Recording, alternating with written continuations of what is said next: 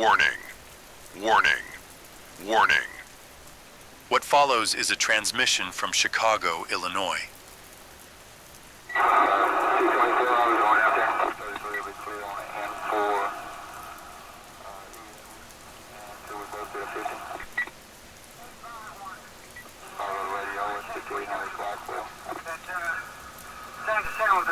What you out there? Yes, clear.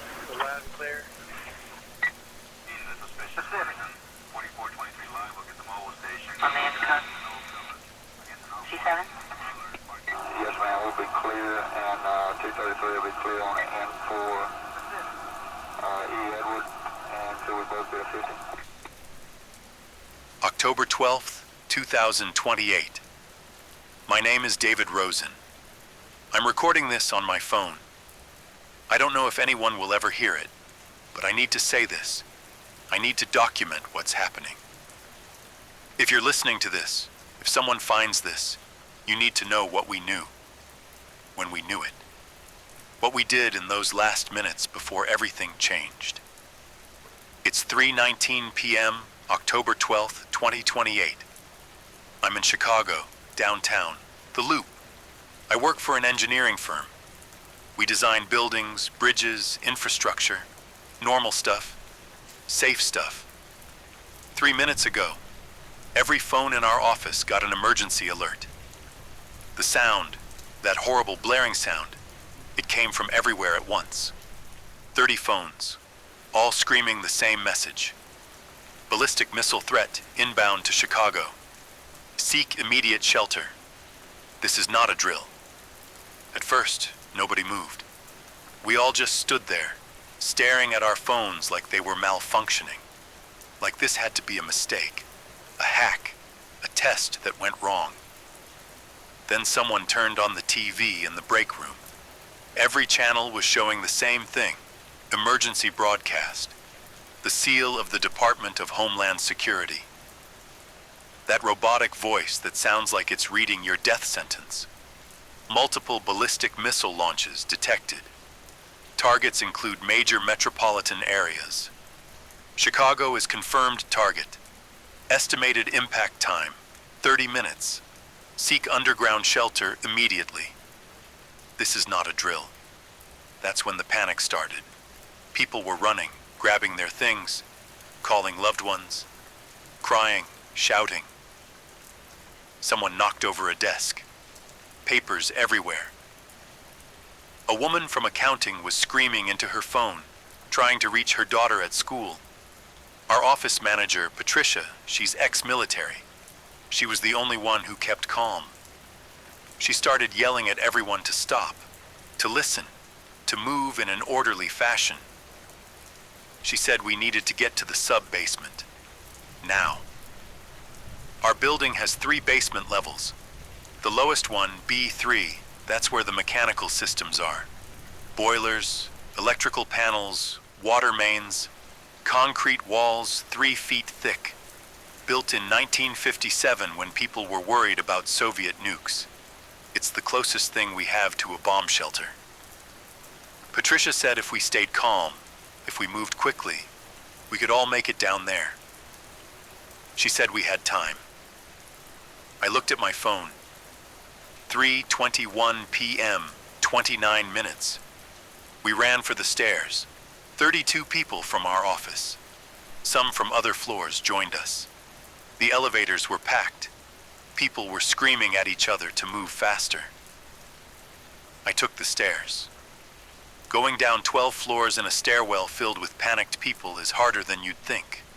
People were pushing, stumbling, dropping things. A man in front of me fell. I helped him up. We kept moving. I could hear it outside. Car horns, sirens, lots of sirens, screaming from the street. Chicago was trying to evacuate 30 minutes before the end of the world. We reached the lobby at 3:24 p.m. Through the glass doors, I could see Michigan Avenue. Complete chaos. Cars abandoned in the middle of the street. People running in every direction. A taxi had crashed into a light pole. Nobody stopped to help. The sky was still blue. clear, beautiful October afternoon. It didn't look like the last day of peace. Patricia led us to the basement access, a gray metal door next to the loading dock. I'd walked past it 1,000 times and never thought about what was behind it. Down we went. B1. Parking garage. People were trying to get to their cars, but the garage was gridlocked. Nobody was going anywhere. Some people gave up and ran for the stairs with us. B2. Storage level, dusty boxes, old furniture, abandoned filing cabinets. The lights were flickering. The power grid was probably overloading as everyone in the city tried to make phone calls at once. B3. The mechanical level. It was loud down there. The boilers were running, ventilation systems humming. The sound echoed off concrete walls. It smelled like machine oil and damp earth. There were 47 of us by the time everyone made it down. 32 from our office, 15 from other floors. Some people I recognized, some I'd never seen before. Patricia made everyone move to the far corner, away from the stairwell. She said if the building collapsed, that corner had the most structural support. I'm a civil engineer. I know she's right. I've run the calculations on building failures. I know what happens when structures take catastrophic damage. We huddled in that corner. Someone had their phone out, using it as a flashlight. The overhead lights were still on, but they felt too bright, too normal, like they didn't understand what was about to happen. I checked my phone. 3:27 p.m., 21 minutes. That's when I started recording this. I pulled out my phone, opened the voice recorder app, and hit record. My hands were shaking so badly, I almost dropped it. I don't know why I'm doing this. Maybe because I need something to focus on. Maybe because if I die down here, someone should know what happened. Someone should know we tried. Or maybe I just need to hear my own voice. Need to know I'm still here. Still real. Still alive. For now. Around me, people are making phone calls. Everyone's trying to reach someone. Wives, husbands, children, parents. The woman next to me, Jennifer from payroll. She's crying while she talks to her daughter. The girl is at school, Oak Park Elementary. Jennifer is telling her it's going to be okay. Telling her to listen to her teacher. Telling her to go to the basement. She's lying. We all know she's lying. Oak Park Elementary doesn't have a basement. It's a single-story building from the 1990s. Brick walls, large windows. It wasn't built to survive anything. But Jennifer keeps saying it. You're going to be okay, baby. Mommy loves you. You're going to be okay. Across from me, Tom from Senior Design is on his phone with his wife. She's at home in Naperville, 30 miles west. She's asking if she should drive into the city to find him. He's telling her no, telling her to stay there, to go to their basement, to wait. She's arguing with him. I can hear her voice through the phone, high and desperate. She wants to be with him. Tom is crying now. He's telling her he loves her, telling her to take care of their son, telling her he's sorry. I should be calling someone, my brother in Seattle, my parents in Florida. But my hands won't stop shaking enough to dial. And what would I say? Patricia is doing a head count, making sure everyone made it down. She's moving through the group, checking on people, making sure nobody's injured from the rush down the stairs. Someone asks her what we should do, if we should try to get out of the city. She shakes her head. We're out of time. 20 minutes isn't enough to get anywhere safe. The highways are gridlocked. The trains stopped running. Our best chance is here. 3 levels of concrete between us and the surface. A man I don't recognize asks what's coming. What kind of missiles? What kind of warheads? Patricia looks at him for a long moment. Then she says, "Does it matter?" It's 3:31 p.m. now. 17 minutes. Someone turned on a TV that's mounted on the wall near the electrical panels. I didn't even know there was a TV down here. Probably for the maintenance crew. Every channel is showing the same thing. News coverage, split screens, multiple cities, New York, Los Angeles, Washington, D.C., Houston, all of them with the same emergency alerts. The anchors are trying to stay professional, but you can hear it in their voices, the fear, the disbelief. One of them, a woman on CNN, her voice cracks when she says, "We're receiving reports that this is a coordinated attack from the Sino-Russian coalition." Sino-Russian coalition. That's what they're calling it. Like it's a sports league. Like it's something organized and civilized. It's World War III. That's what it is. But nobody wants to say it out loud. The screen switches to footage from somewhere. Looks like the Pacific, naval vessels, hundreds of them. Moving in formation. Then the screen switches to satellite imagery. Thermal displays showing missile launches, dozens of them. Bright orange spots against a black background. All of them heading east, heading toward us. Someone in our group starts praying. The Lord's Prayer. Others join in. I'm not religious, but I find myself mouthing the words anyway. Our Father, who art in heaven, hallowed be thy name. On the TV, a military analyst is explaining the trajectory of hypersonic missiles. How fast they travel. How little warning time we have. How difficult they are to intercept. He's using technical terms. Mach numbers, ballistic curves, terminal velocity. He's describing the mathematics of our death. Thy kingdom come, thy will be done, on earth as it is in heaven. I'm thinking about my apartment, 20 blocks from here. 3rd floor walk-up in Lincoln Park. I left my coffee mug on the kitchen counter this morning, half full, still sitting there, waiting for me to come home and finish it. I'm never going to see that apartment again. Give us this day our daily bread. Jennifer's still on the phone with her daughter, but she's not talking anymore. She's just listening to her child's voice, memorizing it. And forgive us our trespasses, as we forgive those who trespass against us. It's 3:36 p.m., 12 minutes. The TV is showing footage from earlier today. Those bomber formations over Alaska, the naval deployments, the satellite images of American military assets moving into position.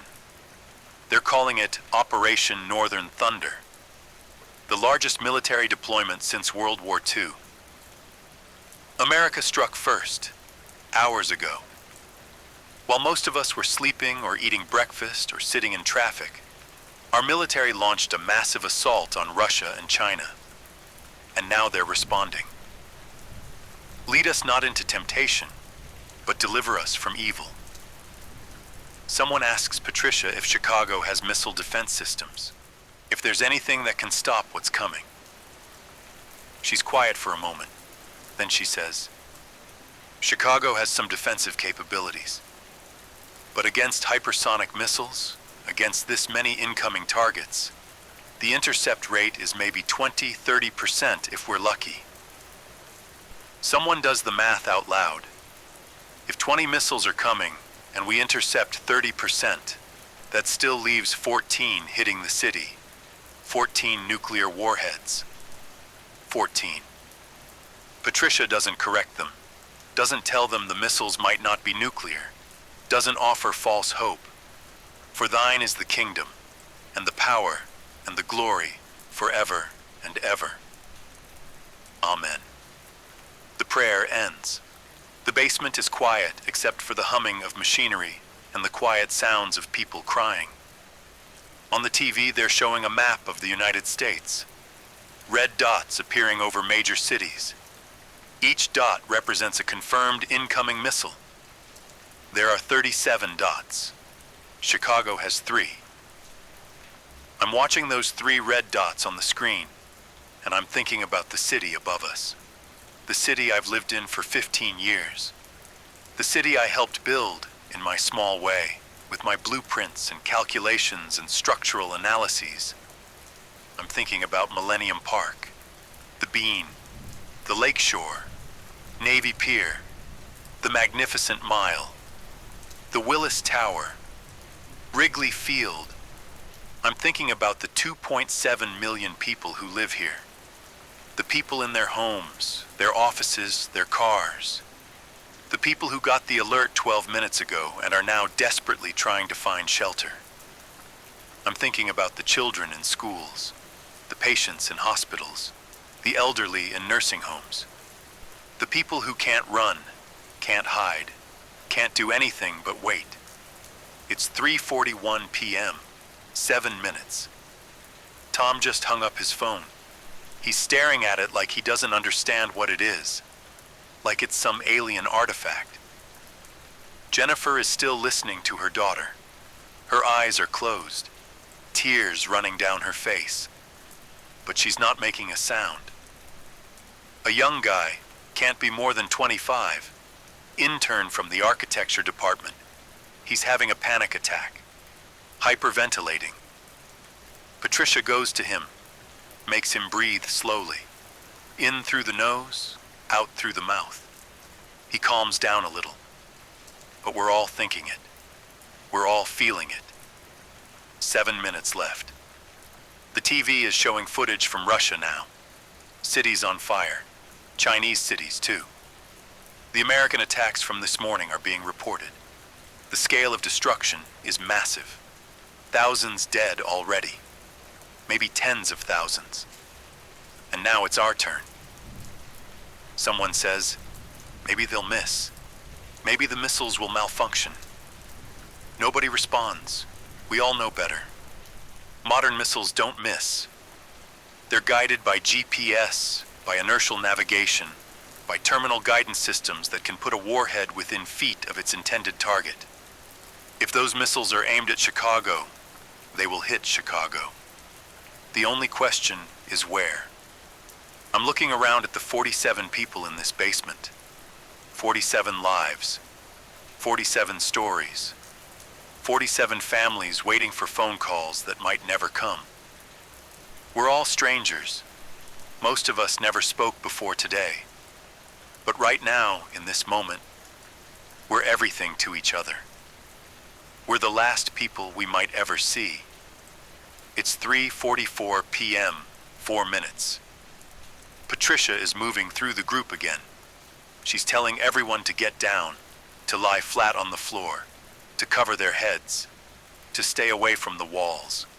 She's using her command voice, the voice that expects to be obeyed. People are lying down, curling up. Some are holding hands with whoever's next to them. Jennifer finally hung up her phone.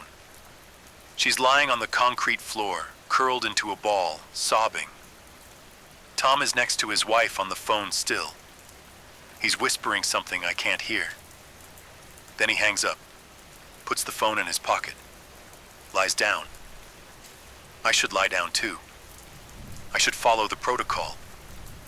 I'm an engineer. I know the physics. I know that being low, being flat, being away from walls, that gives you the best chance.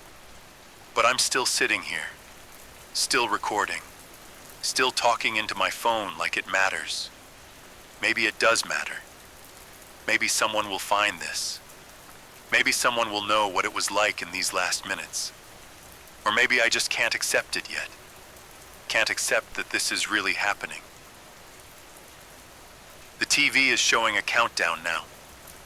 Estimated time to impact for multiple cities. Chicago is at 3 minutes 40 seconds. 3 minutes and 40 seconds until everything changes. I'm thinking about my brother, about how I was supposed to visit him next month. We were going to go hiking in the Cascades. I'm thinking about my parents, about how I called them last Sunday and we talked about nothing. Weather, work, normal things. I didn't tell them I loved them. Why didn't I tell them I loved them? It's 3:46 p.m., 2 minutes. The sirens outside are so loud now I can hear them even down here, through 3 levels of concrete. The whole city is screaming. On the TV, the countdown continues. New York, 1 minute 30 seconds. Los Angeles, 2 minutes 15 seconds. Chicago, 1 minute 50 seconds. Patricia is yelling at me now, telling me to get down, to stop recording, to protect myself. But I can't. I need to finish this. Need to say something that matters.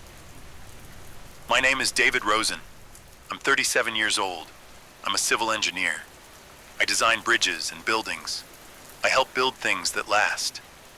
I'm in Chicago, in a basement, with 46 other people. We're about to die. Or maybe we're about to survive. I don't know which is worse. If anyone finds this, if anyone hears this, I need you to know something. We were scared. All of us terrified. But we didn't run. We didn't fight each other. We held together. We helped each other. That should mean something. 1 minute. Oh God. Everyone is on the ground now, covering their heads. Some are praying. Some are crying. Some are silent. I'm getting down too, putting my phone in my pocket, but I'm leaving it recording. 30 seconds. The machinery around us is still humming. The lights are still on. The TV is still showing the countdown. Chicago, 15 seconds. I can feel my heart beating, so fast, so hard, like it's trying to break out of my chest. 10 seconds. Please God, if you're there, if you're listening, please let us survive this. Please let my family be safe. Please let this not be the end. 5 seconds. 4, 3, 2, 1.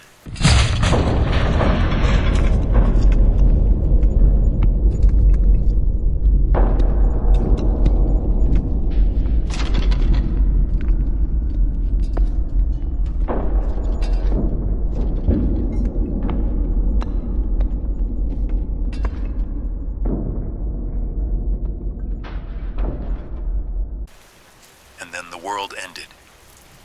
224, I was going out there. 233 will be clear on it, and 4, and 2 we both did a 50.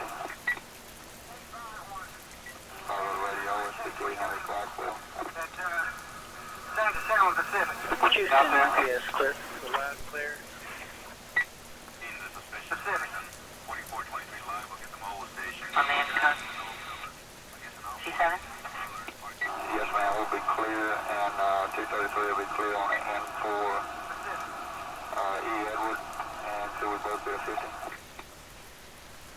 I don't know how to describe it. I've spent my entire career studying structures, understanding how buildings respond to forces, how concrete cracks, how steel bends, how foundations shift. I know the physics. I know the mathematics. I know exactly what happens when a structure takes catastrophic damage. But knowing it and experiencing it are different things. The first impact wasn't what I expected. There was no explosion, no sound. Not at first. What came first was the pressure. A wave of force that pushed through the building, through the concrete, through the earth itself. I felt it in my chest before I heard anything, like someone had reached inside me and squeezed. The floor bucked, not violently, almost gently, like the earth was shrugging. Then the sound came. It wasn't an explosion. It was bigger than that. Deeper. It was every explosion that ever happened, all at once, compressed into a single moment that lasted forever. The bass note of it hit first. So low I felt it in my bones, in my teeth. in the base of my skull. Then came the higher frequencies, the crack of concrete, the scream of metal, the roar of compressed air, and then came the shock wave.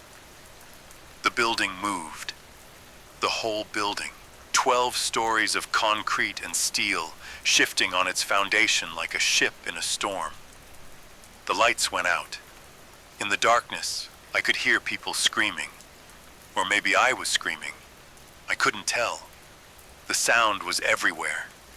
Something hit me. Debris. A piece of ceiling. I don't know. I was on the floor, my arms over my head, and something heavy struck my shoulder. The building was still moving, swaying. I could feel it through the concrete, could hear the structural elements groaning, steel beams bending, concrete fracturing. This is what failure sounds like, I thought.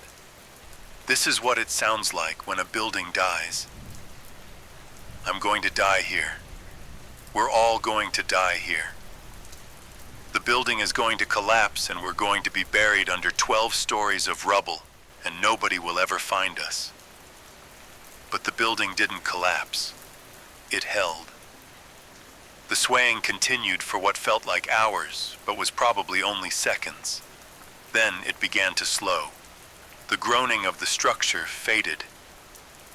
The debris stopped falling. And then there was silence. Not real silence. My ears were ringing. A high-pitched whine that wouldn't stop. But compared to what had just happened, it felt like silence.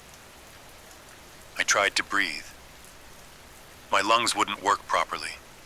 The air was thick with dust. Concrete dust. Drywall. I was coughing. Everyone was coughing. Someone's phone flashlight came on. Then another. Weak beams of light cutting through the darkness and dust. I could see shapes. People on the floor. Some moving. Some not. Patricia's voice cut through the chaos. Sound off. Everyone who can hear me, say your name. People started responding. Voices in the dark. Some strong. Some weak. Some crying. Jennifer. Tom. Marcus. Sarah. I realized I needed to respond too. David, I said. My voice sounded strange, muffled, like I was underwater. Patricia was moving through the group with her phone light, checking on people. The count came back. 43. We started with 47. 4 people weren't responding. I could see Patricia moving toward the far corner where the ceiling had partially collapsed. Her light illuminated something I didn't want to see. Bodies, pinned under concrete. She checked for pulses, shook her head. 4 people. 4 lives. Gone in an instant.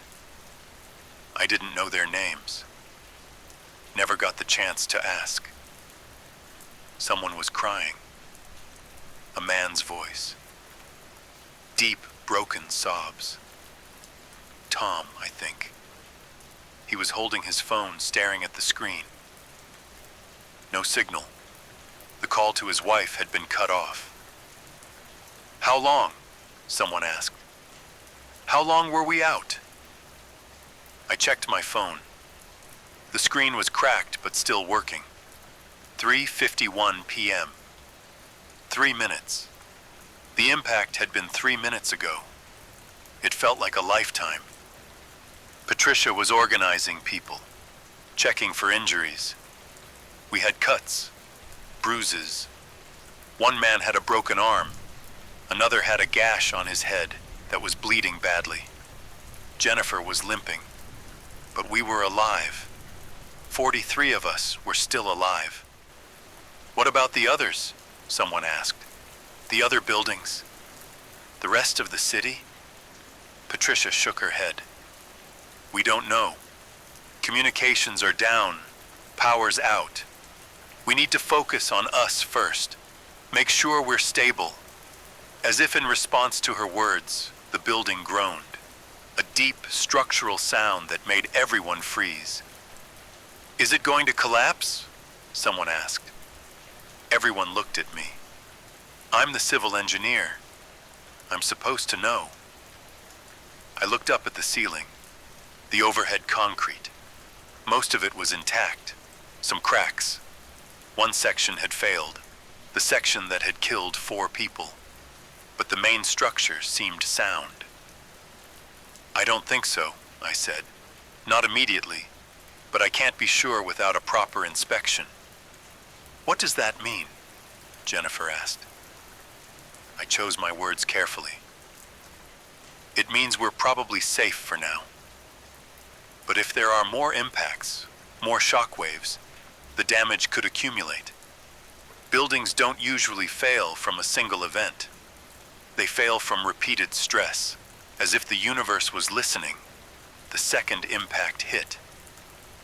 This one was different, more distant. The shock wave was weaker, but the sound was clearer. A thunderclap that rolled through the earth like a wave. The building shuddered but didn't sway like before. That was further away, Patricia said. Maybe a mile or 2. Then came the third impact. Closer than the second, but not as close as the first. Then the fourth. They kept coming, one after another. Sometimes in quick succession. Sometimes with gaps of silence in between. I lost count after 12. Each impact made the building shake, made dust fall from the ceiling, made everyone flinch and cover their heads. But the building held. Someone turned on the TV. Miraculously, it still worked. Must have been on backup power. But there was no broadcast. Just static. Every channel. Just white noise and snow. Try the radio, Patricia said. Someone had a battery-powered radio. They turned it on and scanned through the frequencies. Static, static, static. Then a voice, broken, fading in and out. Multiple impacts confirmed. Downtown Chicago. Infrastructure compromised. Emergency services unable to respond. If you can hear this, stay sheltered. Do not, repeat, do not attempt to leave. Fallout. The word fallout made everyone freeze. Nuclear? Someone whispered. The radio signal faded back to static. Patricia tried to find the station again, but couldn't. Whatever broadcast we'd heard was gone. We don't know if it was nuclear, Patricia said.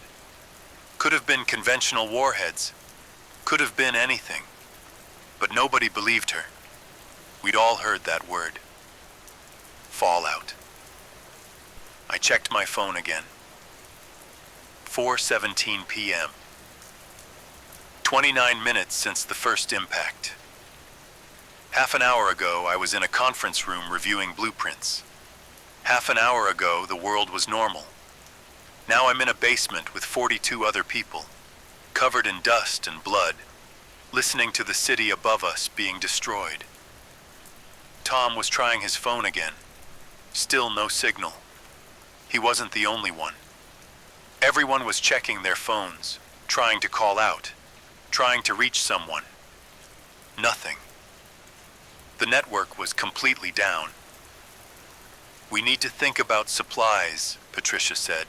Water, food, medical supplies. If we're going to be down here for a while, we need to know what we have.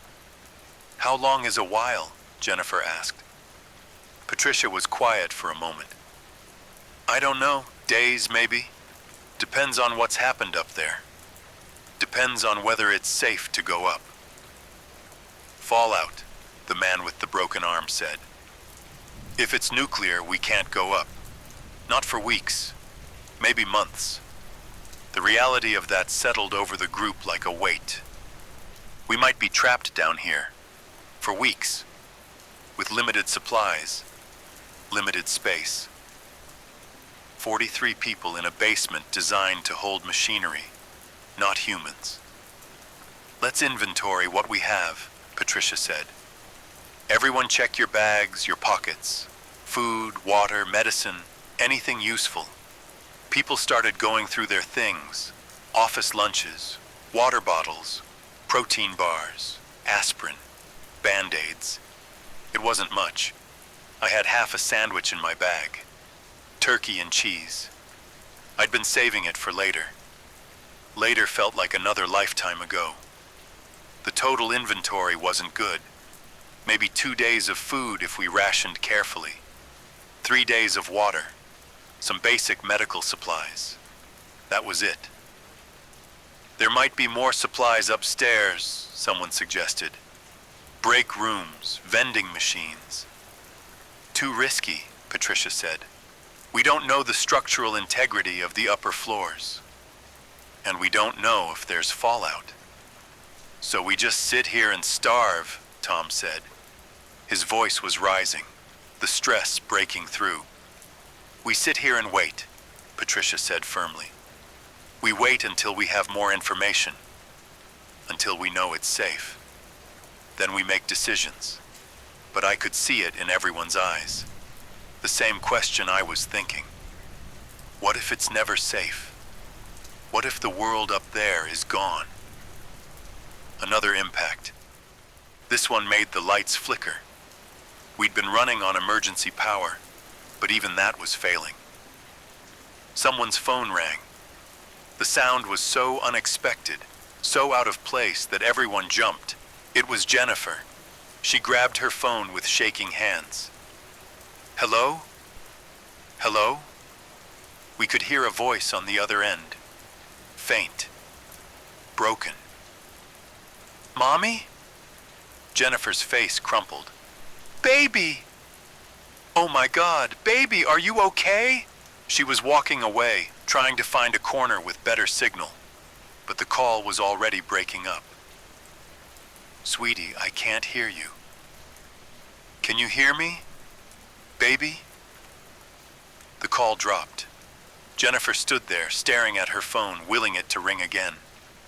It didn't. She slid down the wall and curled up, sobbing. The brief connection to her daughter, those few seconds, had somehow made everything worse. I looked around at the group, at the faces lit by phone screens and emergency lights. Everyone was thinking the same thing Jennifer was, wondering about the people they loved, wondering if they were alive or dead, wondering if they'd ever see them again. My phone showed 4:42 p.m., 54 minutes since the first impact. The sounds from above had changed. The impacts had stopped. Now there were other noises, distant rumbling, what might have been collapsing buildings, what might have been fire, and something else. A sound I couldn't identify at first. High-pitched, mechanical, like wind, but not wind. Do you hear that? I asked. Others nodded. Everyone was listening now. The sound was getting louder, coming closer. Patricia moved to the stairwell that led up to B2. She shone her light up the stairs. Smoke. Thick black smoke was pouring down the stairwell. Fire, she said. There's fire above us. Someone started panicking. We're trapped. We're going to suffocate down here. We need to get out. Patricia blocked the stairs. No, we seal this level. Use whatever we can find. Wet cloth under the door. We create a barrier. People moved quickly, tearing strips of cloth from shirts, soaking them with the precious water we'd inventoried, stuffing them around the doorframe. The smoke was getting thicker. I could taste it. Chemical. Burning plastic and rubber and God knows what else. My engineering brain was calculating, analyzing. This basement had ventilation shafts, air circulation. But if those shafts were compromised, if smoke was coming through the entire system, we'd be breathing poison within hours. We needed to close the vents. I told Patricia. She nodded. We found the main ventilation controls, shut them down. Now we were sealed in, airtight, safe from smoke. But with 43 people breathing in an enclosed space, we had maybe 6 hours of air, maybe less. 6 hours to figure out what to do next. 6 hours before we'd have to make a choice. Stay and suffocate, or go up into whatever hell waited above. I didn't tell the others about the 6-hour timeline. Patricia knew. I could see it in her eyes. But neither of us said anything. Sometimes ignorance is mercy. The smoke stopped coming through the stairwell. Whatever was burning above us had either burned out or moved to a different part of the building. We sat in the sealed basement. 43 survivors. 4 dead bodies in the corner that we couldn't move. No communication with the outside world. Limited supplies. Limited air. This is survival, I thought. This is what it looks like when civilization ends. Not dramatic, not heroic. Just people in a basement, waiting to see if they'll live or die. My phone showed 5:23 p.m. 2 hours and 5 minutes since the first alert. 2 hours since the world changed forever.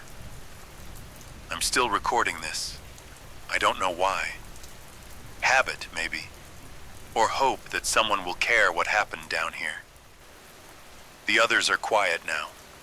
Some are sleeping. Some are staring at nothing. Tom hasn't moved in 20 minutes. Just sitting against the wall, holding his phone. Jennifer is curled up near the bodies. Mourning people she didn't know. Mourning her daughter she can't reach. Patricia is by the door, listening. Always listening. And I'm here, talking into my phone, documenting the end of Chicago, documenting the end of everything. But here's the thing. Here's what I keep coming back to. We're still alive. Against everything, against all probability, we're still alive. The building held.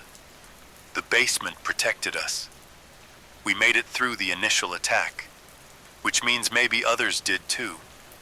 Maybe there are other basements, other shelters, other groups of people huddled in the dark, wondering if they're the last ones left. Maybe the world isn't over. Maybe it's just changed. Maybe we can survive this. Or maybe I'm just telling myself that because the alternative is too terrible to accept. It's 5:47 p.m. now. The sounds from above have quieted. No more rumbling. No more collapses. Just silence. And that silence is somehow worse than the noise was. Because silence means it's over. The attack is done. Whatever was coming has come. Now we just have to live with what's left. 224, I was going out there. 233 will be clear on it, and 4,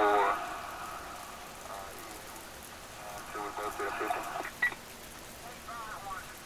Follow the radio, it's 6300 Clarksville. Sound to Sound Pacific. What you out there? Yes, clear. The line clear. Pacific. 4423 live, we'll get the mobile station. Amanda, C7? Yes, ma'am, we'll be clear, and 233 will be clear on it, and 4, E. Edward, and until we both get a 50. It's 7:34 p.m. We've been sealed in this basement for over 2 hours. The air is getting stale, harder to breathe. Every breath feels thin, insufficient. People are getting restless, anxious. The reality of our situation is settling in. We can't stay down here forever. Patricia called a group meeting. All 43 of us gathered in the dim light of our failing phone batteries. "We need to make a decision," she said. "We have maybe 4 more hours of breathable air, maybe less. We can't wait any longer." "What about the fallout?" someone asked. "What about radiation?" "We don't know if the weapons were nuclear," Patricia said. "That radio broadcast was broken. We don't have confirmed information." "But if they were nuclear?" Jennifer asked. Her voice was hollow. She'd stopped crying hours ago. Now she just sounded empty. Patricia was quiet for a moment. "Then we're dead anyway. If we stay down here, we suffocate. If we go up and there's lethal radiation, we die slower. Either way, staying here isn't an option anymore." The brutal honesty silenced everyone. "I need volunteers," Patricia continued. 2 people to go up with me. Scout the situation, see what's left, see if it's survivable." Nobody moved. I understood why. Going up there meant potentially walking into radiation, into fire, into whatever hell Chicago had become. But staying meant certain death. "I'll go," I said. Everyone looked at me. "I'm a structural engineer," I continued. "I can assess building stability. I know what to look for. If the upper floors are compromised, I can identify safe routes." Patricia nodded. "Okay, one more." Tom stood up. "I'll go." His voice was steady now. The panic from earlier was gone, replaced by something else. Resignation, maybe. Or purpose. "My wife is in Naperville," he said. "My son. If there's any chance they're alive, I need to know. I need to try to reach them." Patricia looked at him for a long moment, then nodded. The 3 of us prepared. We took wet cloth and tied it around our faces as makeshift filters. Took the last working flashlights. Took our phones even though they had no signal. "If we're not back in 1 hour," Patricia said to the group, "assume we're not coming back. You'll need to choose someone else to lead. You'll need to make your own decisions." She didn't say what those decisions might be. She didn't have to. We unsealed the door to the stairwell. Smoke immediately poured in. Not as thick as before, but still present. Chemical. Toxic. We started climbing. B2 was destroyed. The storage level had collapsed. We had to climb over rubble, squeeze through gaps in the wreckage. My flashlight beam showed twisted metal, shattered concrete. Things that used to be furniture now reduced to splinters. There were bodies. I tried not to look, tried not to count. We kept climbing. B1, the parking garage. The cars were crushed. The ceiling had partially collapsed. Some vehicles were burned out, just blackened metal skeletons. But we could see daylight. Cracks in the structure above us, letting in pale light. We climbed toward that light. The ground floor was gone. Just gone. Where there used to be a lobby, there was now open air and rubble. The front of the building had been sheared away, like a dollhouse with the front wall removed. We stood at the edge and looked out at Chicago. I've lived in this city for 15 years. I know every street, every building, every landmark. What I saw wasn't Chicago. It was something else. Something from a nightmare. The skyline was broken. The Willis Tower, that massive black monolith that had dominated the skyline for decades, was leaning. Actually leaning. Its top floors were gone and the remaining structure tilted at an angle that made my engineering brain scream that it should have collapsed already. The John Hancock building was on fire. Massive flames pouring from the upper floors, black smoke rising into the evening sky. Everywhere I looked, buildings were damaged. Some partially collapsed, some completely gone. Just piles of rubble where skyscrapers used to stand. The streets were buried, debris everywhere, cars overturned, fires burning unchecked. No emergency services, no sirens, no helicopters, just smoke and silence. Jesus Christ, Tom whispered. The sky was wrong, darker than it should be at 7:30 p.m. in October. The smoke was so thick it was blocking the sun, creating a twilight that felt unnatural, and the smell. Even through our makeshift masks, I could smell it. Burning, chemicals, and underneath that, something else. Something organic. Death. The city was dead. Look, Patricia said, pointing. In the distance, maybe a mile away, something was glowing. Not fire, something else. A strange greenish light that pulsed and flickered. What is that? I asked. Nobody answered. We stood there for several minutes, just looking, processing, trying to understand the scale of what had happened. Chicago was a city of 2.7 million people. How many were left? How many had made it to shelter? How many were buried in the rubble we could see? We need to check radiation levels, Patricia said. Does anyone have a Geiger counter? We didn't. Of course we didn't. Who carries a Geiger counter? My phone has a radiation detection app, Tom said. It's not accurate, but it's something. He opened the app, held his phone out. We all watched the screen.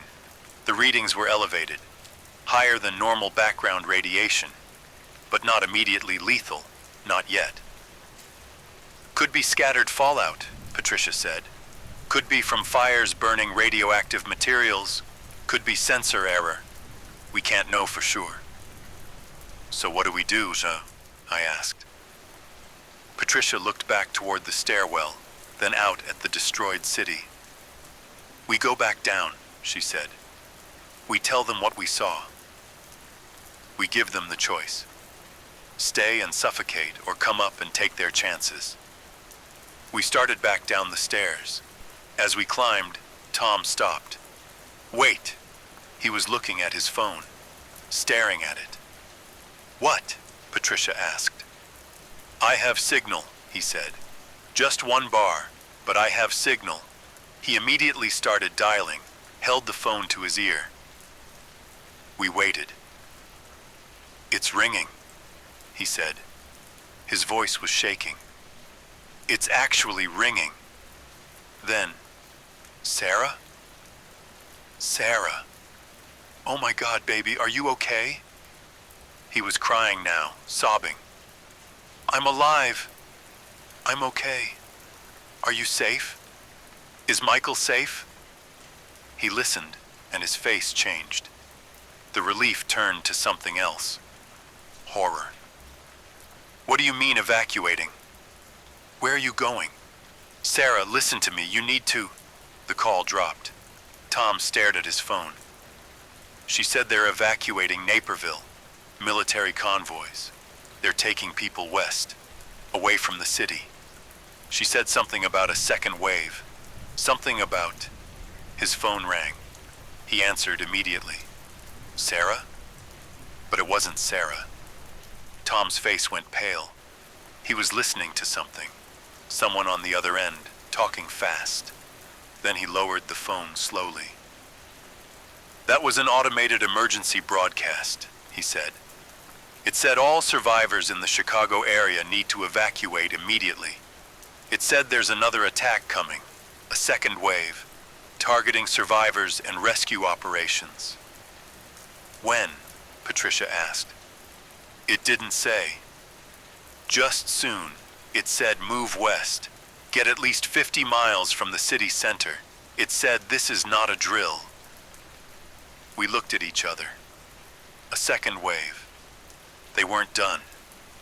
They were going to hit us again. "We need to go," Patricia said. "Now. We need to get everyone up and moving." We ran back down to B3. The group was exactly as we'd left them. Tired, scared, hoping we'd bring good news. Patricia didn't waste time. The city is destroyed. Radiation levels are elevated but survivable.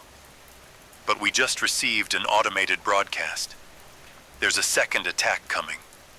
We need to evacuate. Now. "Where do we go?" Jennifer asked. "West," Patricia said. "Away from the city. 50 miles minimum." "How?" someone asked. "The cars are destroyed. The roads are blocked." "We walk," Patricia said simply. "We walk or we die here." The choice was that simple.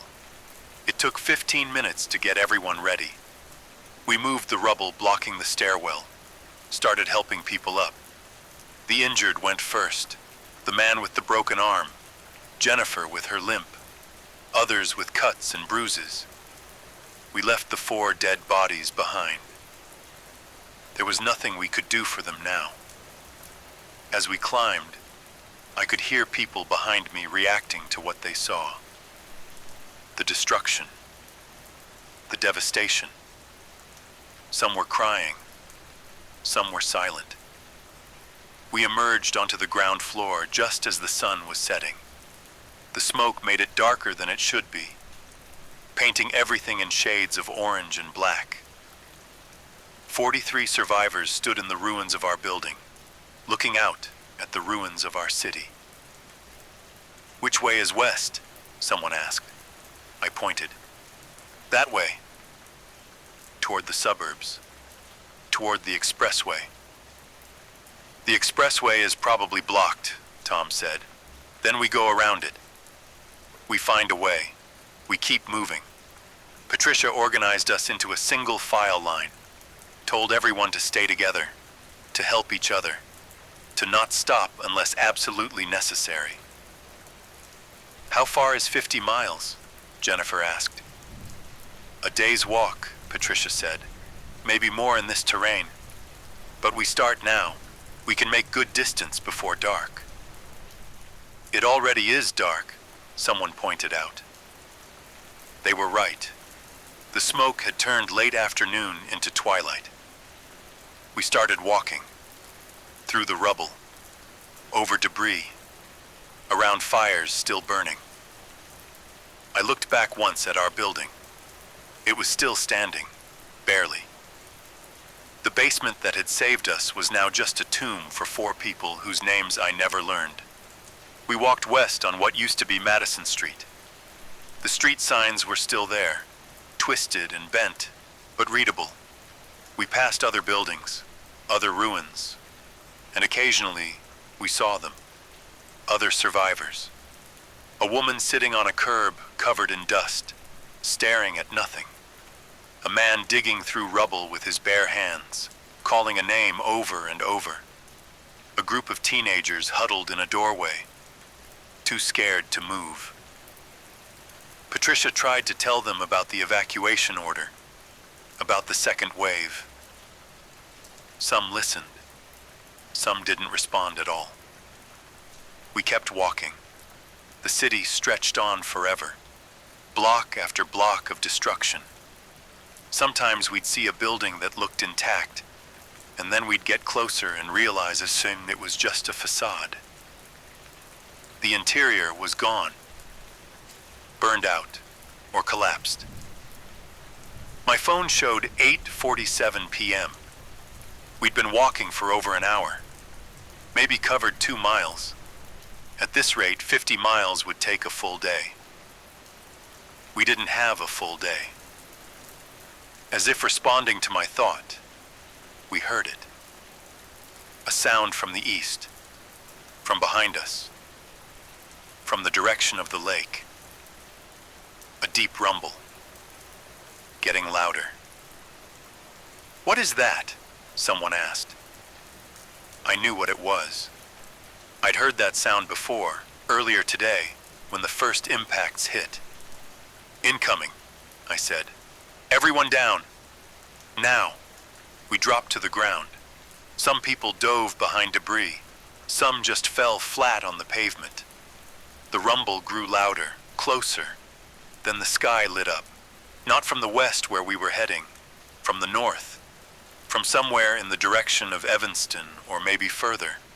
A flash of light so bright it turned night into day for a split second. Then the shock wave hit, weaker than before. We were further away, but still strong enough to feel. Strong enough to make debris shift and dust rise, and everyone press themselves flatter against the ground. The explosion echoed across the city. Then another. Then another. They were hitting the suburbs now, the surrounding areas, trying to catch evacuees, trying to kill survivors. When the explosion stopped, we got up slowly. "Is everyone okay?" Patricia asked. 43 voices confirmed, still alive, still moving. "We need to go faster," Patricia said. "They're bracketing us." Hitting evacuation routes. We need to get ahead of it. But we were exhausted, injured. Some people could barely walk. "There," Tom said, pointing. A parking garage. Somehow mostly intact. Cars inside. Lots of cars. "We need transportation," he said. We ran to the garage, started checking vehicles. Most were locked. Some had been abandoned with keys inside. We found 3 cars that worked. 3 cars with enough gas to maybe get us out of the city. 43 people. 3 cars. We packed in tight. 15 people per car. Way over capacity. Dangerous, but necessary. I ended up driving one vehicle. A Honda SUV with a cracked windshield and a dent in the side, but it ran. We pulled out of the garage and onto the street. The other 2 cars followed. Navigation was difficult.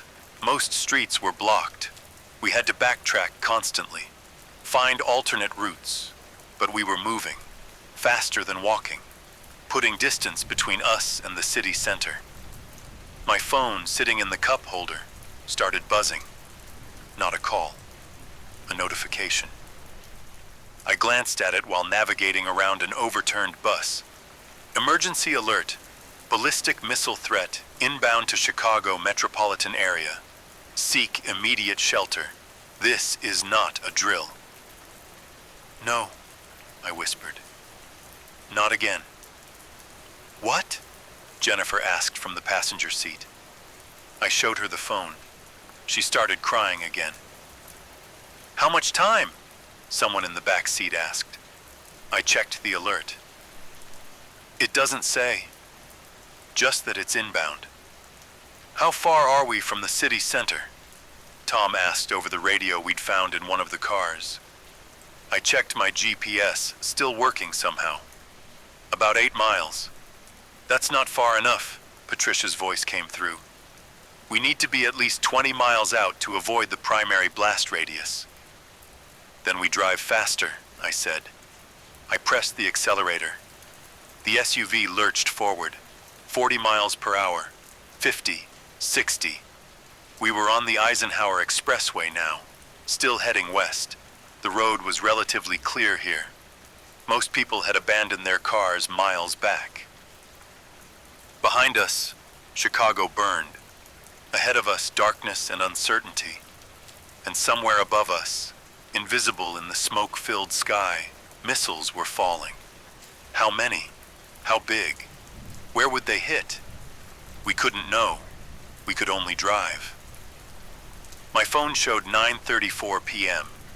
We'd covered another 15 miles, 23 miles from the city center. Maybe safe, maybe not.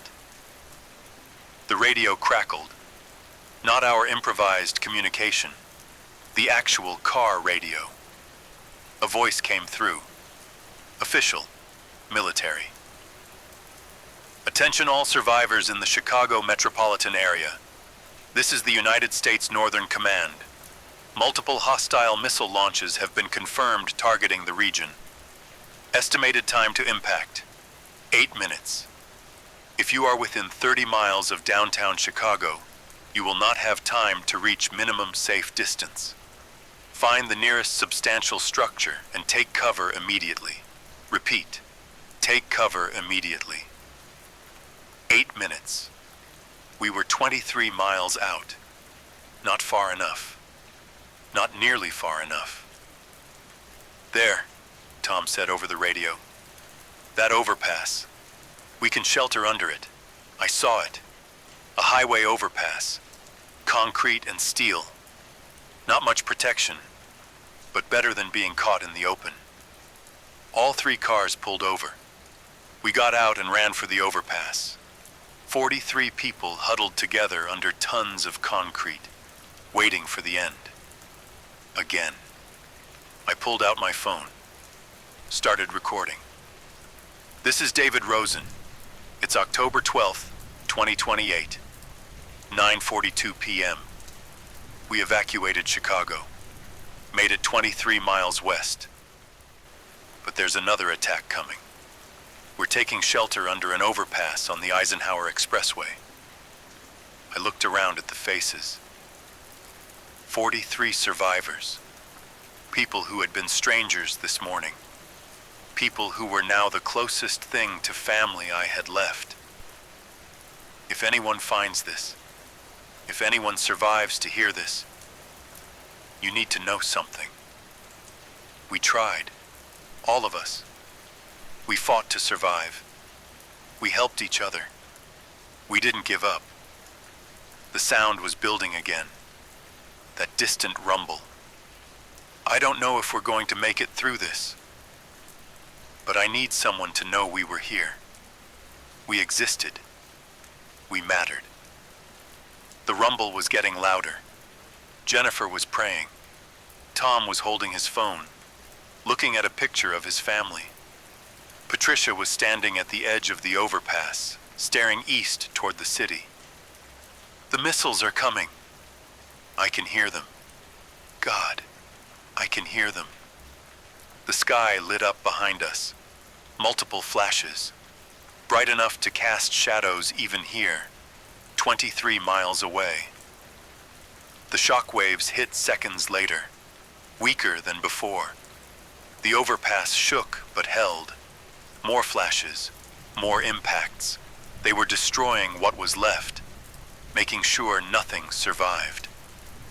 The bombardment lasted 3 minutes, the longest 3 minutes of my life. When it stopped, we waited. Nobody moved. Nobody spoke. Finally, Patricia said, "Is that all of them?" Nobody answered. We didn't know. We stayed under that overpass for another hour, waiting, watching the horizon glow orange and red with fires. When it became clear no more missiles were coming, at least not immediately, Patricia made the decision. "We keep moving," she said. "We get further out. Find other survivors. Find military. Find someone who can tell us what the hell is happening." We got back in the cars. I started the engine, pulled back onto the expressway. In the rearview mirror, I could see Chicago, or what used to be Chicago. The entire skyline was gone. Just smoke and fire and darkness. 3 million people lived there this morning. How many were left now? We drove in silence. 43 survivors in 3 cars, heading west into the darkness. And behind us, the city died.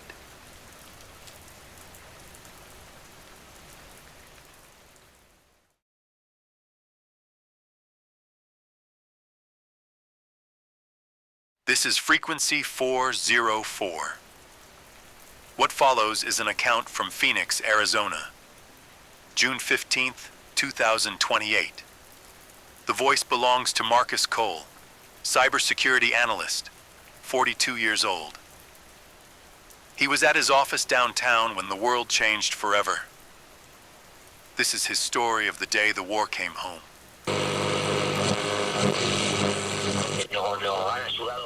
My name is Marcus Cole. I'm recording this because I need someone to know what happened here, what I saw, what we all lived through. It started as a normal day, completely normal. The kind of day you forget about by the time it's over because nothing remarkable happened. Except this day, the remarkable thing was that it started normal at all. I woke up at 6:30.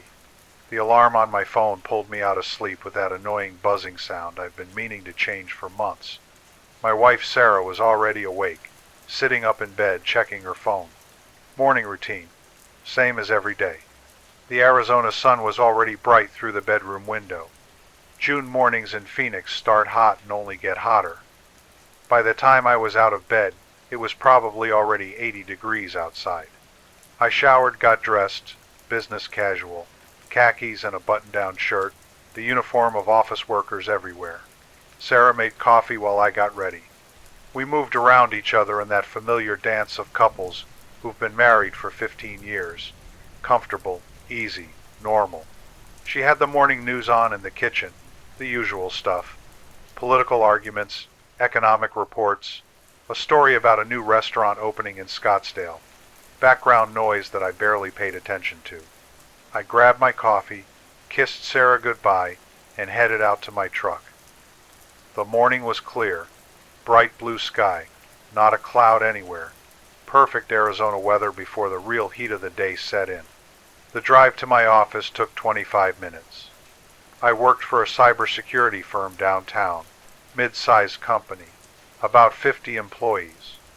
We handled network security for businesses across the Southwest.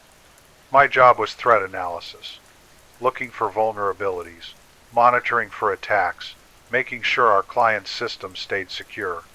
It was good work, stable, well paid, the kind of job that let me provide for Sarah, pay the mortgage on our house in North Phoenix, save a little for retirement, normal middle-class life, normal middle-class dreams.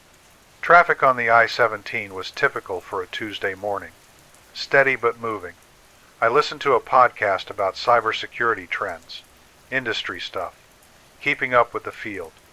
Half my attention on the road, half on the discussion about emerging threats from state-sponsored hackers. I pulled into the parking garage at 7:45, took the elevator to the third floor, swiped my badge at the door, walked into the office. The place was already half full. Early arrivals at their desks, the hum of computers, the smell of coffee from the break room, fluorescent lights, gray cubicles. The standard office environment that millions of Americans work in every day. My desk was in the corner. Good location. Window with a view of downtown Phoenix. I could see the skyline, the mountains in the distance, the sprawl of the city spreading in every direction. I booted up my computer, logged into our monitoring systems, started my morning routine, checking overnight alerts, reviewing security logs, looking for anything unusual in our clients' networks. Everything was normal. A few false positives from automated systems. One client had an employee clicking on a phishing email, but our filters caught it. Routine stuff. The kind of minor incidents that happen every day in cybersecurity.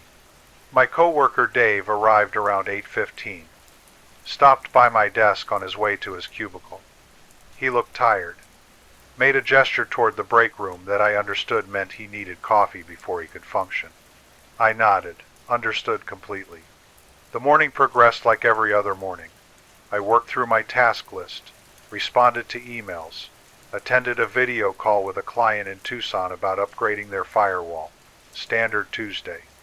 Around 10 o'clock I took a break, walked to the break room, refilled my coffee, made small talk with a few coworkers about weekend plans. Someone mentioned a hike they were planning in Sedona. Someone else complained about their air conditioning bill. Normal office conversation. I had a small radio on my desk, old habit from my college days. I liked having background noise while I worked, usually kept it on a news station, low volume, just enough to feel less isolated in my cubicle. That morning it was tuned to a local NPR station. They were doing a segment about water conservation in the desert Southwest. Important topic, boring delivery, the kind of thing you half listen to while you work. By 11 o'clock, I was deep in analyzing a potential vulnerability in one of our clients' systems. Technical work that required focus, the kind of problem solving I actually enjoyed. Finding the weak points before someone malicious could exploit them. The office around me had settled into its usual rhythm. Keyboards clicking, phones ringing occasionally. The low murmur of people concentrating on their work.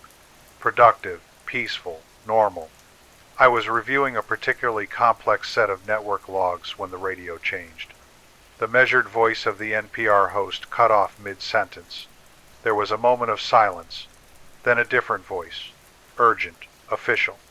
An emergency broadcast, the tone that makes your stomach drop even before you process the words. I stopped working, turned up the volume. Other people in the office were doing the same. The urgent quality of the broadcast had caught everyone's attention.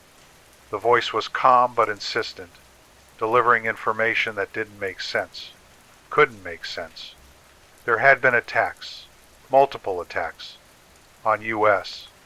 military installations, on major cities, coordinated strikes from foreign adversaries. The United States was under attack. Phoenix was listed among the targets. Luke Air Force Base had been hit. The downtown area was at risk. All residents were ordered to shelter in place immediately. Seek the lowest level of any building. Stay away from windows. Await further instructions. This was not a drill. This was an emergency alert. The broadcast repeated. Same words, same urgent tone, same impossible message. I sat at my desk, staring at the radio. Around me, the office had gone completely silent. Everyone frozen. Everyone trying to process what we just heard. Someone's phone rang. The sound was jarring in the silence. They didn't answer it. My mind was trying to catch up. Attacks, military installations, Phoenix targeted, Luke Air Force Base hit. Hit with what? Bombs? Missiles? Nuclear weapons? The questions cascaded faster than I could process them. What did hit mean? How bad was it?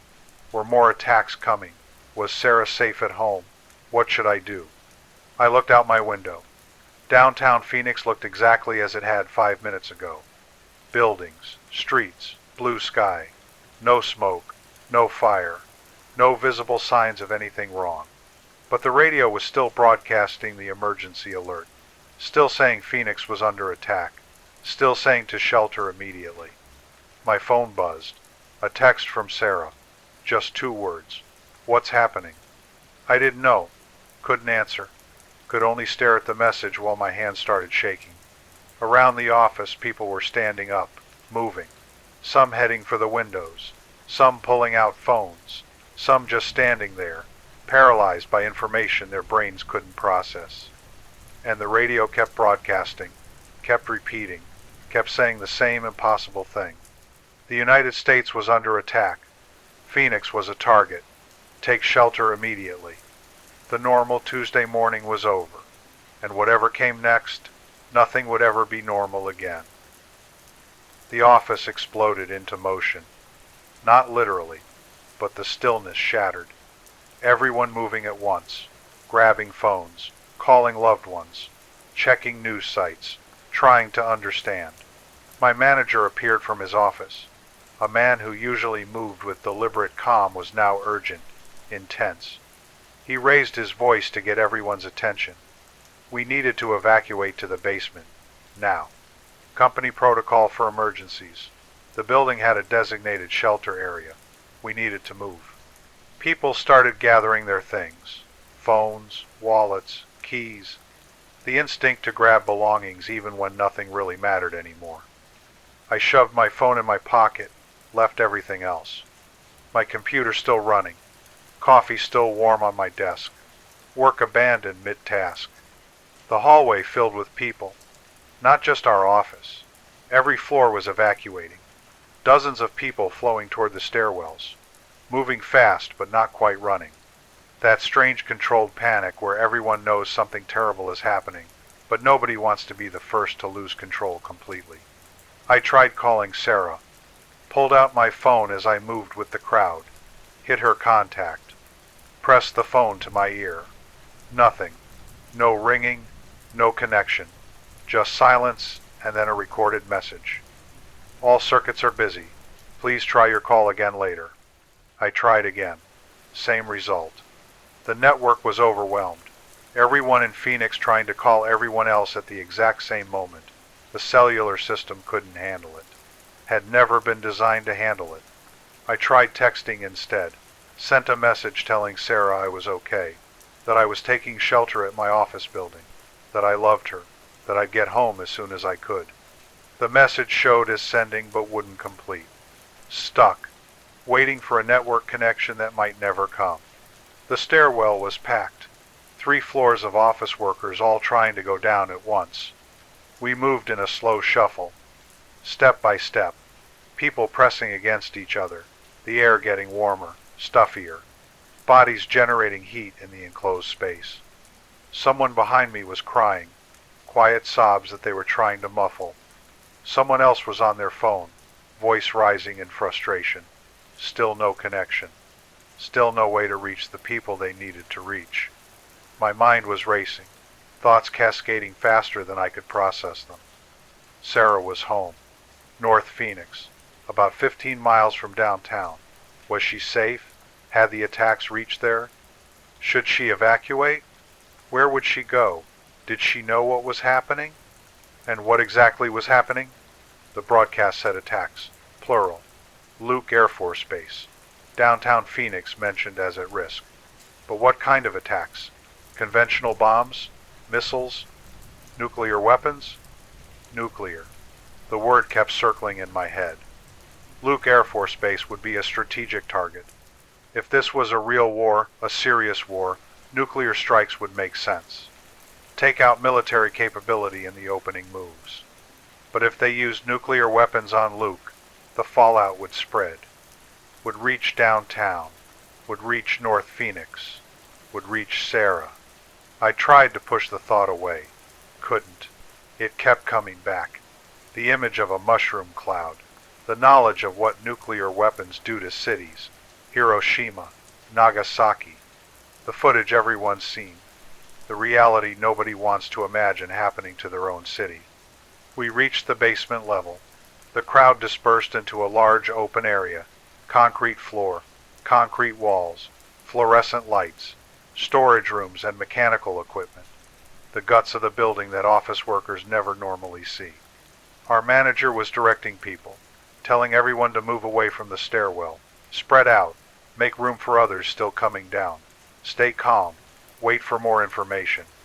I found a spot against the far wall. Slid down to sit on the concrete. It was cool against my back. A small relief in the growing heat of too many bodies in too small a space. The basement was filling up. I counted maybe 200 people. More still coming. Office workers in business casual. A few maintenance staff in uniforms. Everyone looking confused, scared, lost. I tried my phone again. Still no connection. The message to Sarah still showing as sending. I stared at it, willing it to go through, willing the network to connect, willing Sarah to know I was thinking about her. Around me, people were checking news on their phones. Those who could get data connections were reading headlines out loud, others gathering around to listen, fragments of information spreading through the crowd. Attacks confirmed in multiple cities. Washington, D.C., New York, Los Angeles, San Diego, military bases across the country, coordinated strikes, foreign adversaries, war. The word everyone was thinking but nobody wanted to say. War, real war, not the distant conflicts in other countries, not the abstract geopolitical tensions. War here, war now. War that meant bombs falling on American cities. Someone mentioned China. Someone else said Russia. Probably both. The obvious suspects. The adversaries we'd been watching for years. The threats that always seemed theoretical until they weren't. I thought about my job. Cybersecurity. Protecting networks. Monitoring threats. I'd spent years watching for digital attacks. State-sponsored hackers trying to breach systems. Probing for vulnerabilities. Testing defenses. Had I missed something? Had there been signs? Were there indicators in the networks I monitored that pointed to this? Had I been looking at the wrong threats while the real threat was preparing to launch missiles? The thought was irrational. I knew it was irrational. One cybersecurity analyst at a mid-sized firm wouldn't have intelligence about military strikes. That wasn't my world. Wasn't my access level, wasn't my responsibility. But the guilt gnawed at me anyway. The feeling that I should have known, should have seen it coming, should have warned someone. My manager was talking to the building security team. I couldn't hear the conversation, but I could see the body language. Tense, urgent, the security guard shaking his head, looking overwhelmed. This wasn't something they'd trained for, wasn't something anyone had really trained for. How do you prepare for your city being attacked? What's the protocol? What are you supposed to do when the unthinkable becomes real? The radio in the security office was playing. I could hear it from across the basement. Another emergency broadcast. More information. More targets confirmed. More cities hit. Phoenix was confirmed. Luke Air Force Base had sustained damage. Nature of the damage still being assessed. All residents instructed to shelter in place. Avoid travel. Stay away from windows. Await further instructions from emergency management. Damage. Such a sanitized word. What did damage mean? How many people had died at Luke? Hundreds? Thousands? How many more would die if this continued? I checked my phone for the 100th time. Still no connection. Sarah's last text still sitting there. What's happening? A question I couldn't answer. A question nobody could answer. The basement was getting louder. More people had arrived. Conversations overlapping. Some people trying to stay calm. Others breaking down. A woman in the corner was hyperventilating. Someone trying to help her breathe, to calm her down. I understood the impulse. To panic. To lose control. To let the fear take over. It would be so easy. To just scream. To cry. To give in to the overwhelming terror of knowing your world is ending and there's nothing you can do to stop it. But I held it together, kept breathing, kept thinking, kept trying to figure out what to do next. Because doing something felt better than doing nothing. Even if that something was just sitting in a basement, staring at a phone that wouldn't connect, waiting for information that might never come, waiting to find out if the woman I loved was alive or dead, if my home still existed, if Phoenix would survive the day, waiting in the dark, with 200 strangers, while somewhere above us the war continued. Time moves differently in a basement, without windows, without natural light, without any reference to the world outside. Minutes stretch, blur together, become meaningless. We've been down here for 30 minutes. I know because I keep checking my phone. The clock is the only thing still working reliably. The network remains dead. No calls, no texts. No connection to anything beyond these concrete walls. The basement has settled into an uneasy stillness. The initial panic has faded, been replaced by something worse. A heavy, suffocating fear that sits on everyone like a physical weight. People sit against walls, cluster in small groups, some still trying their phones obsessively. The same motion repeated over and over. Unlock screen. Check for signal. Try to call. Fail. Lock screen. Wait 30 seconds. Repeat. I'm doing it too. Can't stop myself. Every few minutes I try calling Sarah. Every time I get the same result. Nothing. Silence. The network too overwhelmed to function. My manager keeps walking the perimeter, checking on people, trying to maintain some sense of order, some sense of control. But there's nothing to control, no decisions to make, no actions to take. Just waiting, just existing in this liminal space between the before and the whatever comes next. The radio continues its emergency broadcasts. The security guard has it turned up loud enough for everyone to hear. Information comes in fragments. Updates that clarify nothing, make everything worse. Additional strikes confirmed. Military installations across the western United States. Air Force bases, naval yards, communication facilities. The attacks are widespread, coordinated, devastating. Phoenix remains on high alert. Residents must shelter in place. Do not attempt to travel. Do not go outside. Await instructions from emergency services. But no instructions come. Just the same warnings repeated, the same orders to stay sheltered, the same promise that more information will be provided as it becomes available. Someone near me is praying. Quiet words in Spanish, a rosary moving through their fingers. Others have their eyes closed. Maybe praying too. Maybe just trying to shut out the reality of where we are. What's happening? A woman asks the security guard how long we need to stay down here. Her voice is strained.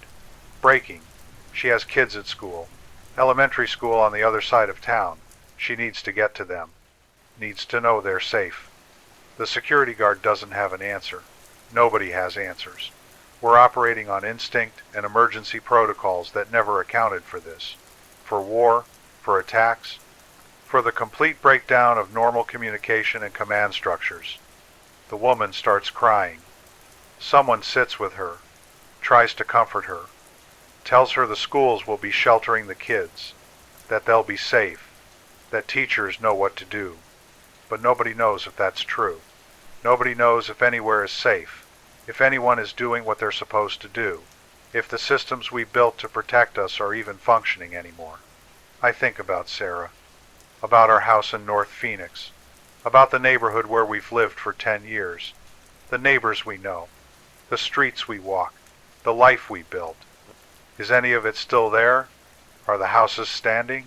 Are the people alive? Or has everything I know been erased in whatever happened at Luke Air Force Base? The thoughts spiral, get darker, more desperate. I force myself to stop, to breathe, to focus on something concrete, the feeling of concrete wall against my back, the temperature of the basement, the sound of 200 people breathing in an enclosed space. 40 minutes now. 40 minutes of sitting, waiting, existing in uncertainty. The basement feels smaller, the air feels thicker, the weight of all these bodies and all this fear pressing down. Someone's phone gets a brief data connection. Just a flicker. Enough to load a news headline. They read it out loud, their voice shaking. Nuclear strikes confirmed. Multiple warheads. West Coast targets. Casualties in the hundreds of thousands. Numbers that don't feel real. Can't be processed. The word nuclear ripples through the basement. People who were sitting stand up. People who were calm start panicking. The woman with kids at school screams. Just screams. Pure terror vocalized. Nuclear. The word we all feared. The worst case scenario. The end of the world scenario. Not conventional warfare. Not limited strikes. Nuclear war. If Luke Air Force Base was hit with nuclear weapons, we're sitting 15 miles from ground zero. In a basement. In a building that wasn't designed to survive that. To protect against that. The fallout. The radiation. The invisible death that spreads on the wind. That seeps through walls. That kills slowly, painfully. We're already dead. That's what some people are saying now. We're already dead and we just don't know it yet. The radiation is coming, or it's already here. And sitting in this basement won't save us. Someone tries the stairwell door, wants to leave, wants to run. The security guard blocks them, tells them it's not safe, that we have to follow the emergency protocols. That leaving now could kill them faster. But staying might kill us too. That's what people are realizing. There is no safe option, no good choice, just different ways to die. My manager is trying to calm people down, trying to restore order, but his voice sounds hollow, uncertain. He doesn't believe his own reassurances. Nobody does. I check my phone again. Still nothing. Sarah is out there. somewhere, either safe or not, alive or not, and I have no way to know. No way to reach her, no way to help her. The helplessness is crushing, worse than the fear, worse than the uncertainty, the knowledge that the person I love most in the world might be dying and there's nothing I can do. Nothing but sit in this basement and wait. The radio continues its broadcasts. More updates, more confirmations, more cities hit, more casualties reported. The scale of the attack becoming clear. This isn't a limited strike. This isn't a warning. This is total war. And then, at 43 minutes, something changes. The basement goes quiet, not gradually, all at once, like someone flipped a switch. The conversations stop. The crying stops. The prayers stop. Even the radio seems to fade into the background. 200 people holding their breath, listening, waiting. For what? I don't know. Nobody knows. But everyone feels it. Something in the air. Something wrong. Something coming. The silence is absolute. Monumental. The kind of silence that exists before something terrible. Before the world breaks. Before everything ends. We sit in that silence. In that terrible, perfect quiet. And wait for whatever comes next. The floor moves first. Not violently, not a sudden jolt, just a subtle shift, like the ground beneath us decided to breathe, to move, to become something alive and unstable. I feel it through the concrete, through my body pressed against the wall, a vibration, low frequency, deep, the kind you feel more than hear. Around me, people are looking at each other, confused, uncertain, trying to understand what their senses are telling them, trying to deny what their instincts know. The vibration grows, stronger, more insistent, the concrete floor trembling, the walls beginning to shake. Someone stands up, then everyone is standing, moving away from the walls, away from anything that could fall, clustering in the center of the basement, 200 people pressed together. Nowhere to run, nowhere to hide. The shaking intensifies. Real now, undeniable. An earthquake. But not an earthquake. Something else. Something worse. Equipment on the walls rattles. Pipes vibrate. Dust falls from the ceiling. Fine gray powder drifting down like snow. The fluorescent lights sway, casting moving shadows, making everything feel unstable. Unreal. People are screaming, not words, just sounds, raw terror vocalized. The security guard is shouting something, instructions maybe, but nobody can hear over the noise, over the sound of the building shaking, of concrete grinding against concrete, of a structure being tested beyond its design limits. I'm on my knees. Don't remember dropping. Just suddenly I'm down, hands on the floor, feeling the vibrations through my palms, through my whole body, a rumble that goes on and on, building, growing, becoming something monstrous. The lights flicker, once, twice, then steady again, but the shaking continues. Worse now, things falling, a storage rack toppling over, metal crashing against concrete. Someone screaming that we need to get out, that the building is coming down, that we're going to be buried. But there's nowhere to go. The stairwell door is blocked by the crowd, everyone pressing together, panicking. No order, no control, just survival instinct overriding everything else. And then the sound hits. Not through the air, through the ground, through the building itself.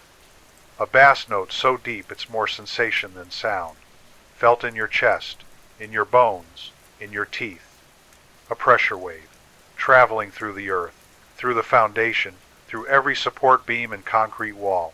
The impact of something massive, something catastrophic, something that shouldn't exist in the world we knew. The sound is muffled by distance and concrete, and layers of earth, but even muted, even dampened, it's incredible, impossibly powerful, the sound of the world breaking. It lasts forever, lasts seconds. Time stops meaning anything. There's only the shaking, the sound, the terror, the absolute certainty that we're about to die, that the building will collapse, that tons of concrete will crush us, that this basement will become our tomb. I'm thinking about Sarah, about never seeing her again, about dying here with strangers while she's out there somewhere, alone, scared, not knowing what happened to me. The thought is unbearable, worse than the fear of death. The thought of her waiting, wondering, never knowing, and then it stops. Not gradually, suddenly. The shaking just ceases. The sound cuts off. The vibrations end. Like someone flipped a switch and turned off the earthquake, turned off the war, turned off the end of the world. For a moment, nobody moves, nobody breathes. We're all frozen, waiting for it to start again, waiting for the building to collapse, waiting for death. But nothing happens. The basement is still, silent except for ragged breathing, crying, the sound of 200 people processing survival. The lights are still on. The walls are still standing. The ceiling hasn't collapsed. We're alive, somehow, impossibly, we're alive. I stand up, legs shaking, check myself. No injuries, nothing broken, just scared, just traumatized, just alive when I thought I wouldn't be. Around me, people are doing the same, checking themselves, checking others. The woman who was screaming is sitting now, rocking, someone holding her. The security guard is at the radio, trying to get information, trying to understand what just happened. My manager is doing another head count, making sure everyone survived, calling out names, people responding, voices weak but present, everyone accounted for, no casualties, no injuries beyond bruises and scrapes from falling. A miracle, that's what someone calls it, a miracle that the building held, that we survived, that we're not buried under rubble. But I'm not thinking about miracles. I'm thinking about what that shaking meant, what that sound meant, what could cause the earth to move like that, what could generate a pressure wave strong enough to feel 15 miles away through layers of rock and soil and concrete. Nuclear weapons, that's what. A detonation large enough to shake the ground like an earthquake, to create a shock wave that traveled through the earth, to make a sound that deep, that powerful, that final. Luke Air Force Base is gone. Not damaged, not hit, gone, vaporized. Along with everyone who was there. Along with everything within miles of the impact point. And we felt it, here, 15 miles away, underground, through concrete walls. The echo of an explosion that killed thousands, tens of thousands, maybe more.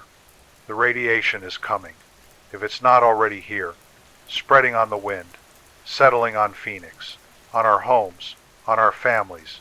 Invisible death that we can't see, can't feel, can't escape. Sarah, the thought hits me like a physical blow. Sarah is out there, North Phoenix, in the path of the fallout, in the radiation zone, exposed, vulnerable, dying. I try my phone, hands shaking so badly I can barely hold it. Still no signal, still no connection, still no way to reach her, no way to warn her, no way to know if she's alive.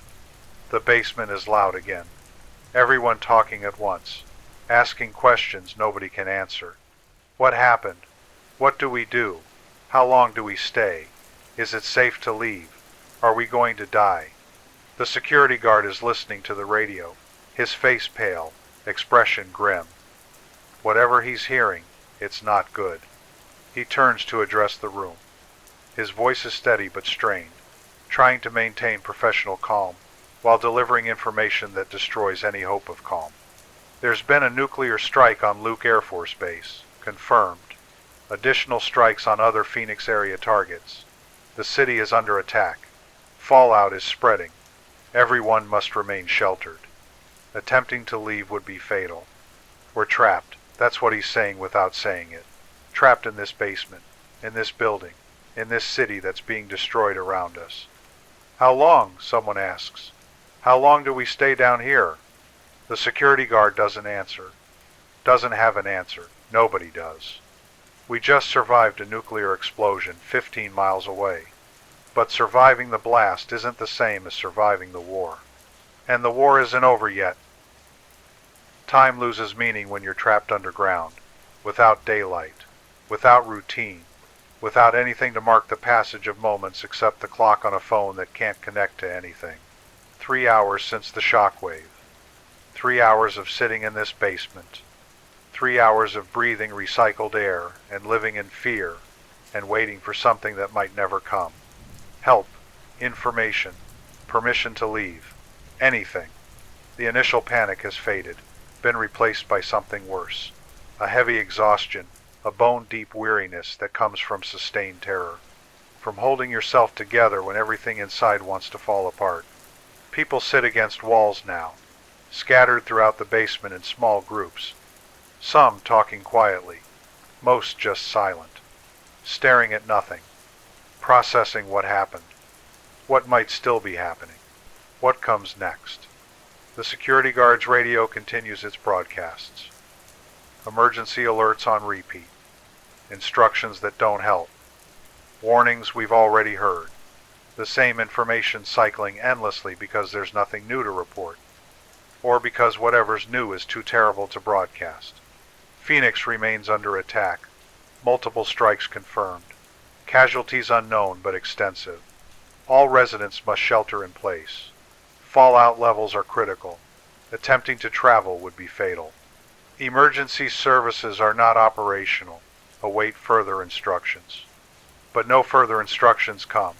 Just the same loop, the same warnings, the same emptiness where answers should be. My phone battery is at 40%. I've been checking it obsessively. Every few minutes trying to call Sarah, trying to text, trying to connect to anything. The network remains dead. Has been dead for 3 hours. Might stay dead forever. I think about her constantly. Can't stop. Images cycling through my mind. Sarah at home. Sarah wondering where I am.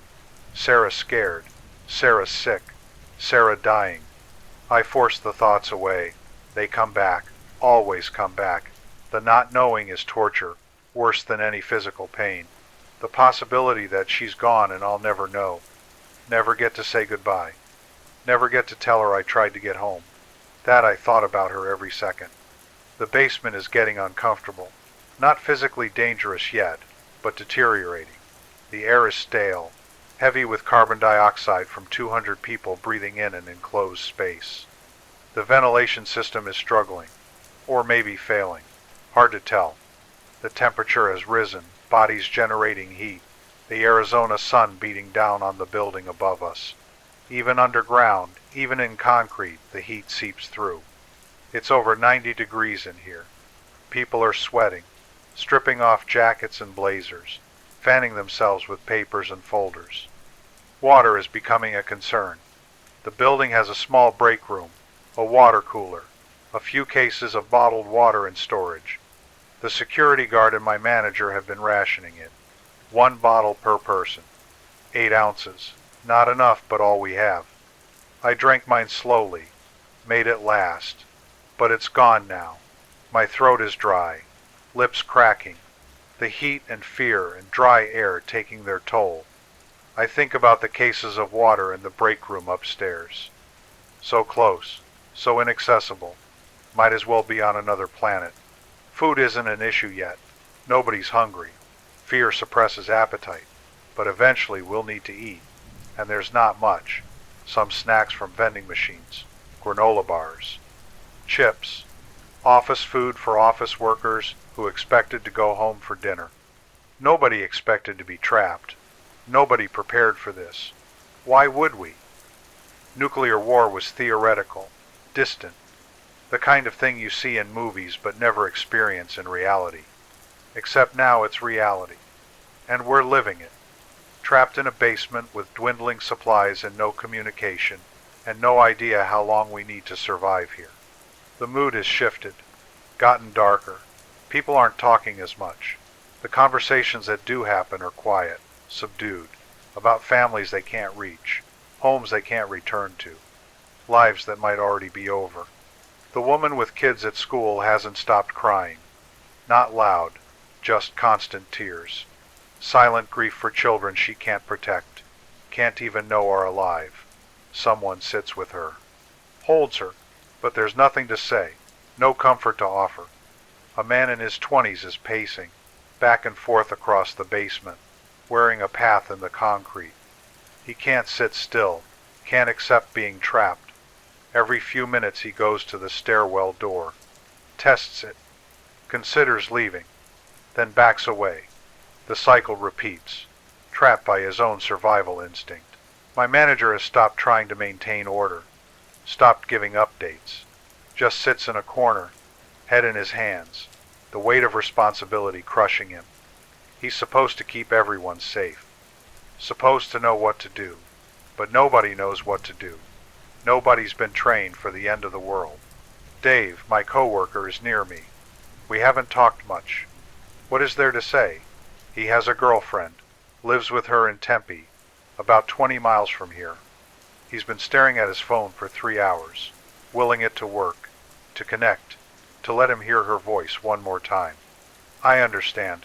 I'm doing the same thing. We all are. 200 people with 200 loved ones we can't reach. 200 personal tragedies unfolding in parallel. All of us alone together. The radio reports another explosion. Somewhere in Phoenix. Not nuclear, conventional. Maybe a secondary target. Maybe infrastructure failing. Maybe the city tearing itself apart as systems collapse.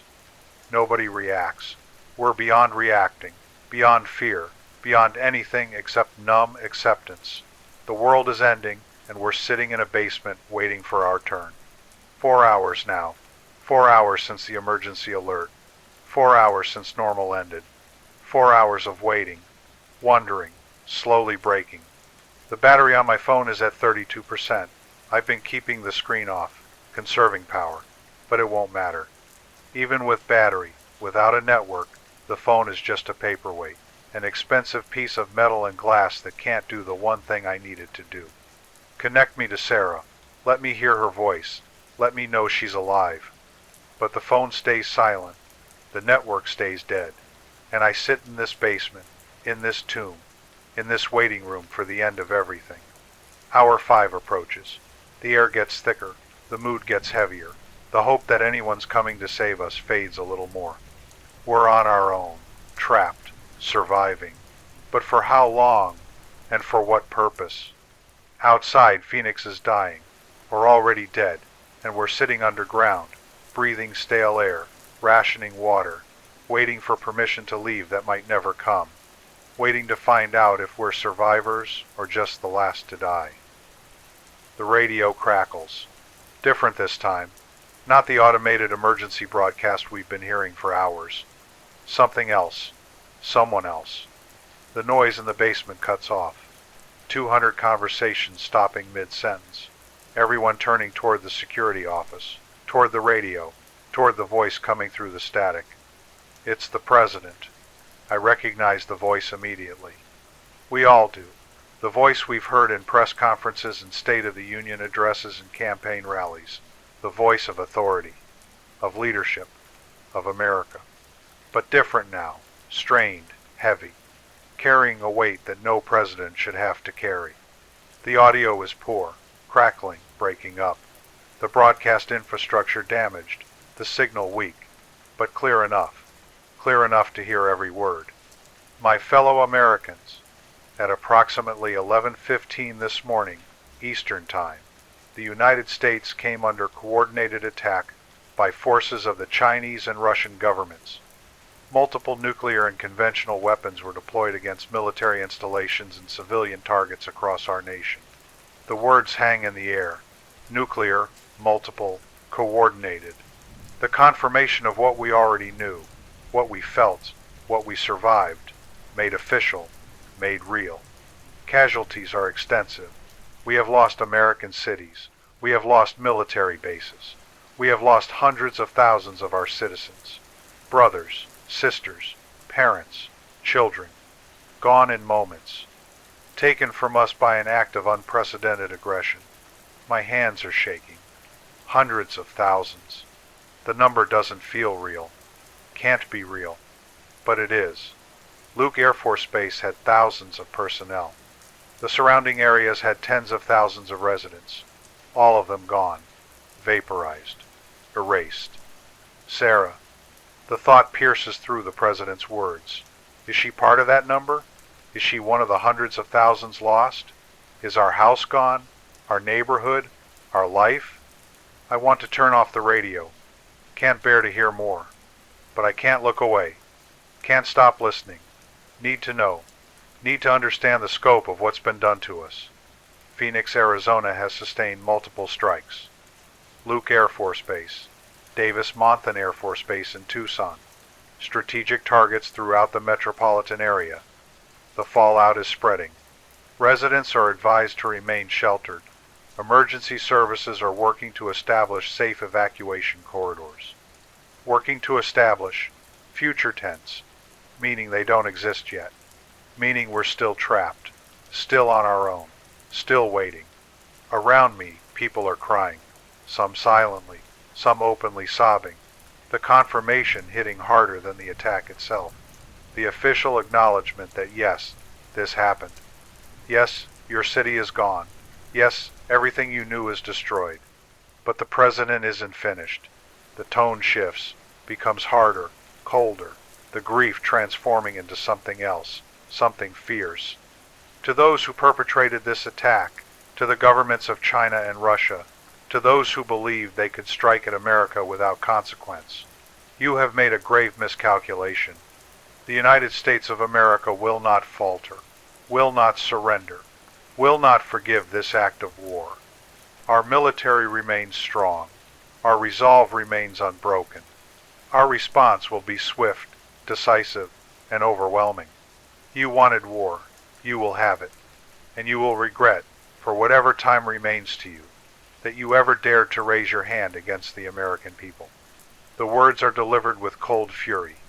A promise, a threat, a declaration that this isn't over, that the attacks we suffered are just the beginning, that retaliation is coming.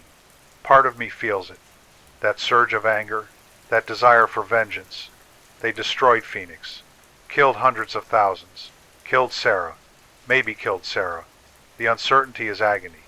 But either way, they deserve to pay, deserve to suffer as we're suffering. But another part of me realizes what those words mean. Retaliation, swift and overwhelming.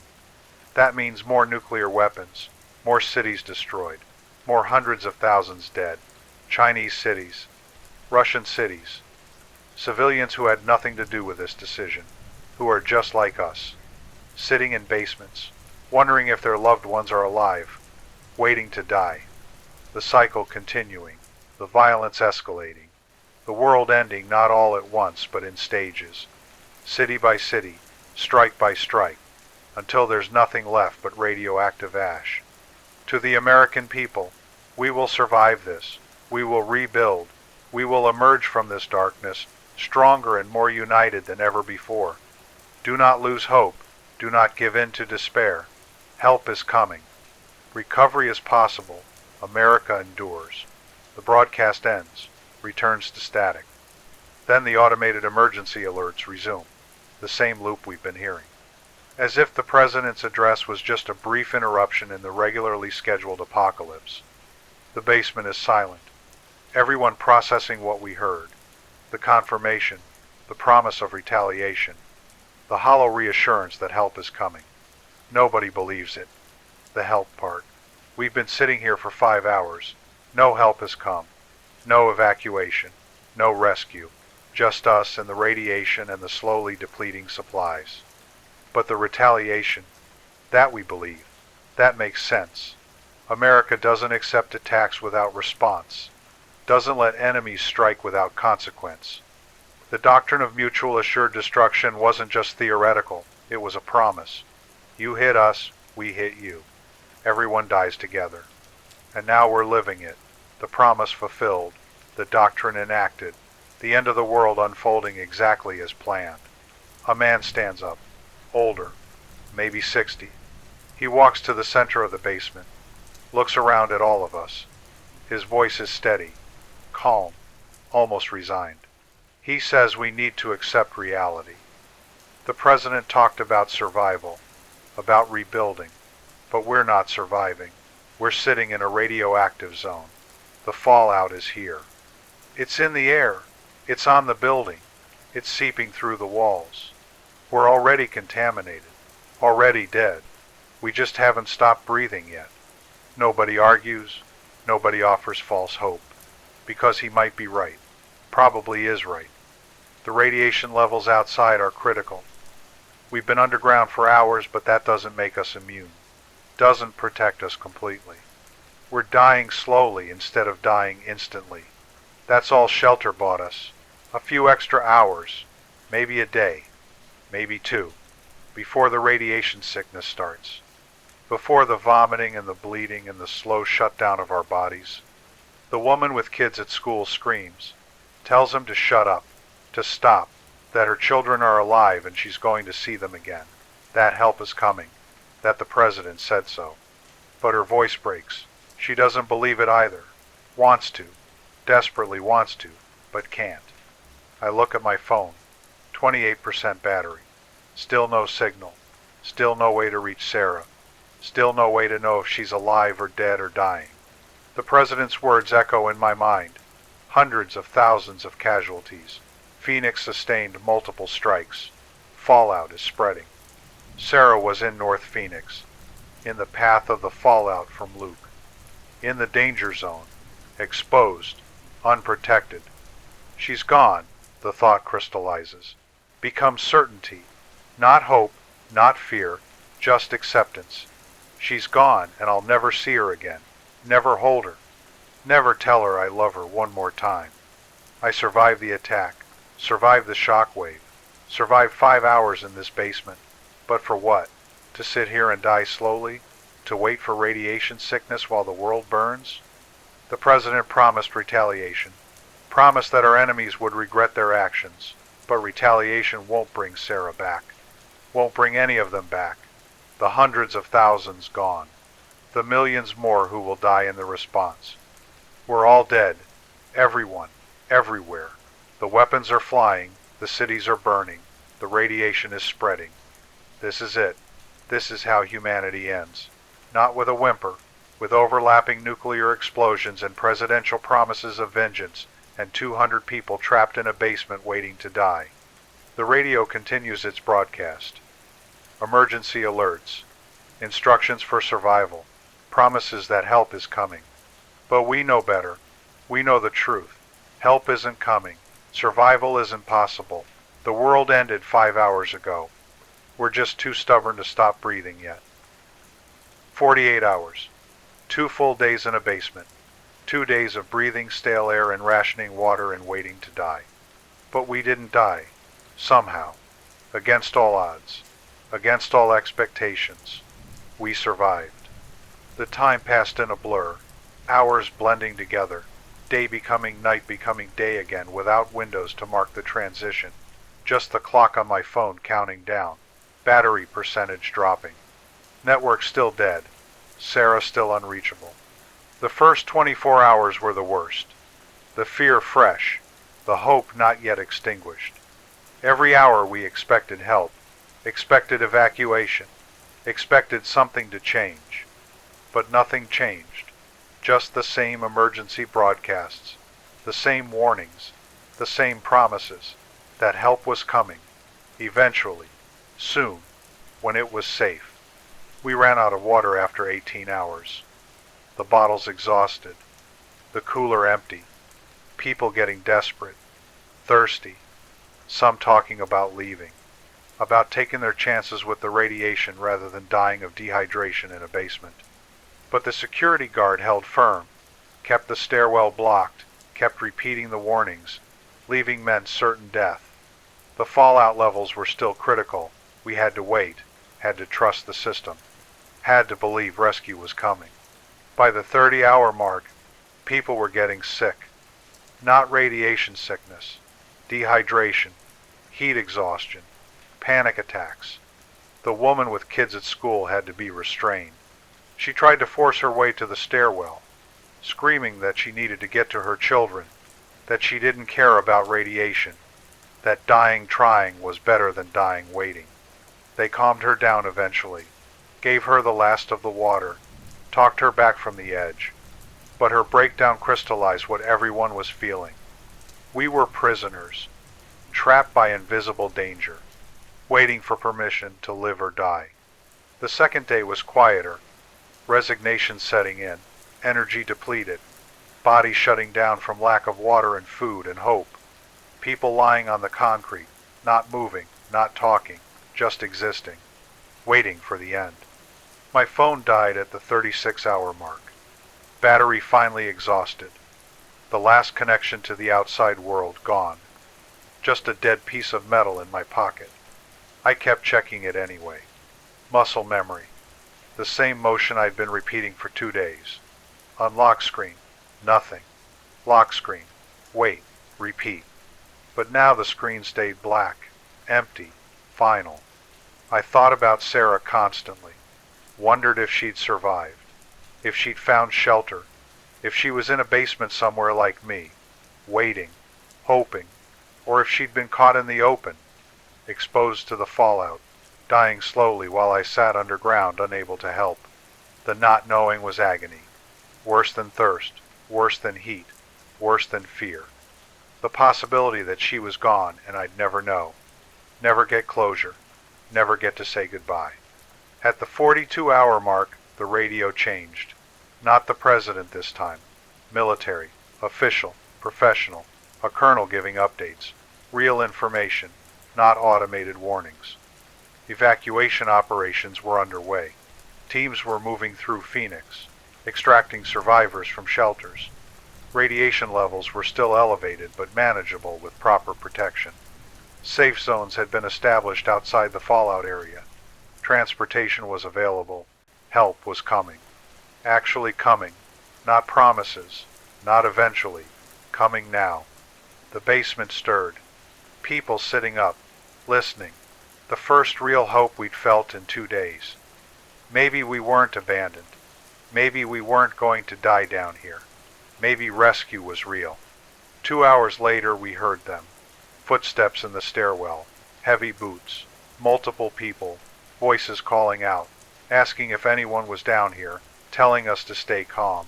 Help had arrived. The stairwell door opened. Not from our side. From above. They'd come down to us. Found us. Saved us. 3 figures in full protective gear. Hazmat suits. Respirators. The kind of equipment you see in movies about plagues and contamination. Seeing it in person was surreal. Terrifying. Proof that the danger was real.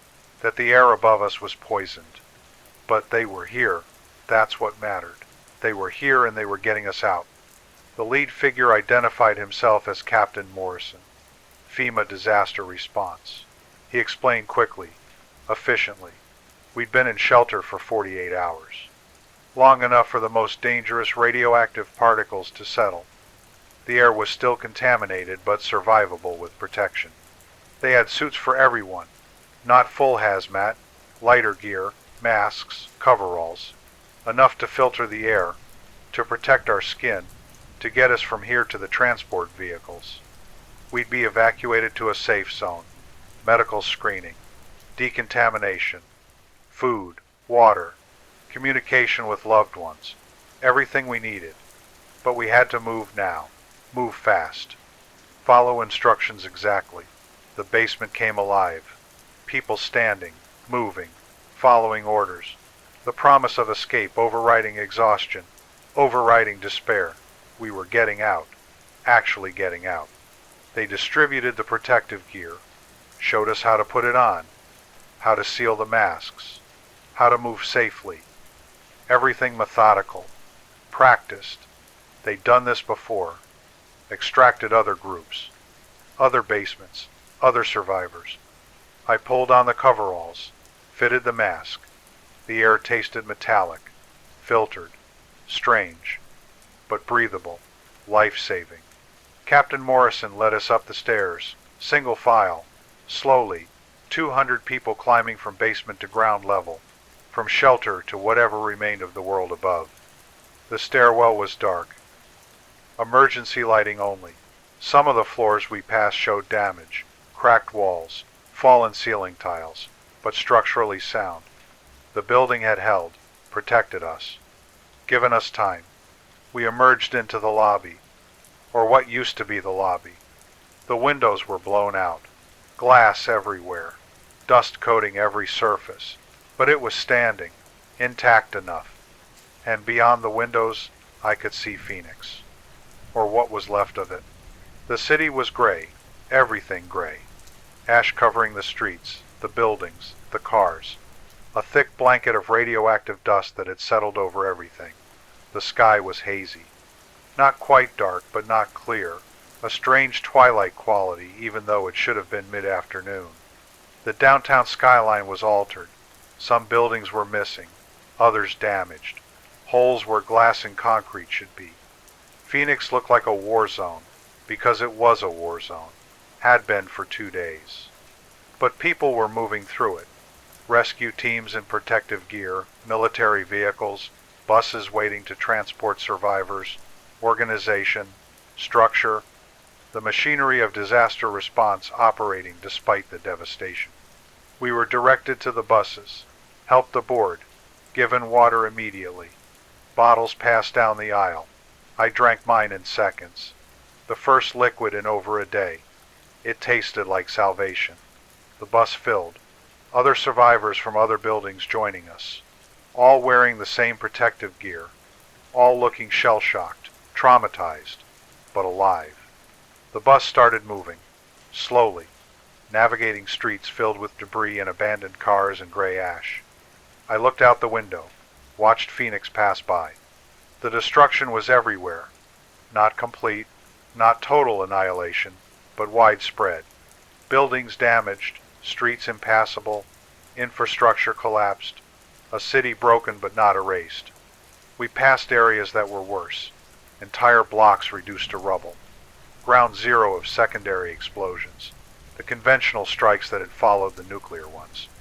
Precision attacks on whatever targets the enemy deemed important. But we also passed areas that looked almost normal. Buildings standing, streets clear, just covered in ash.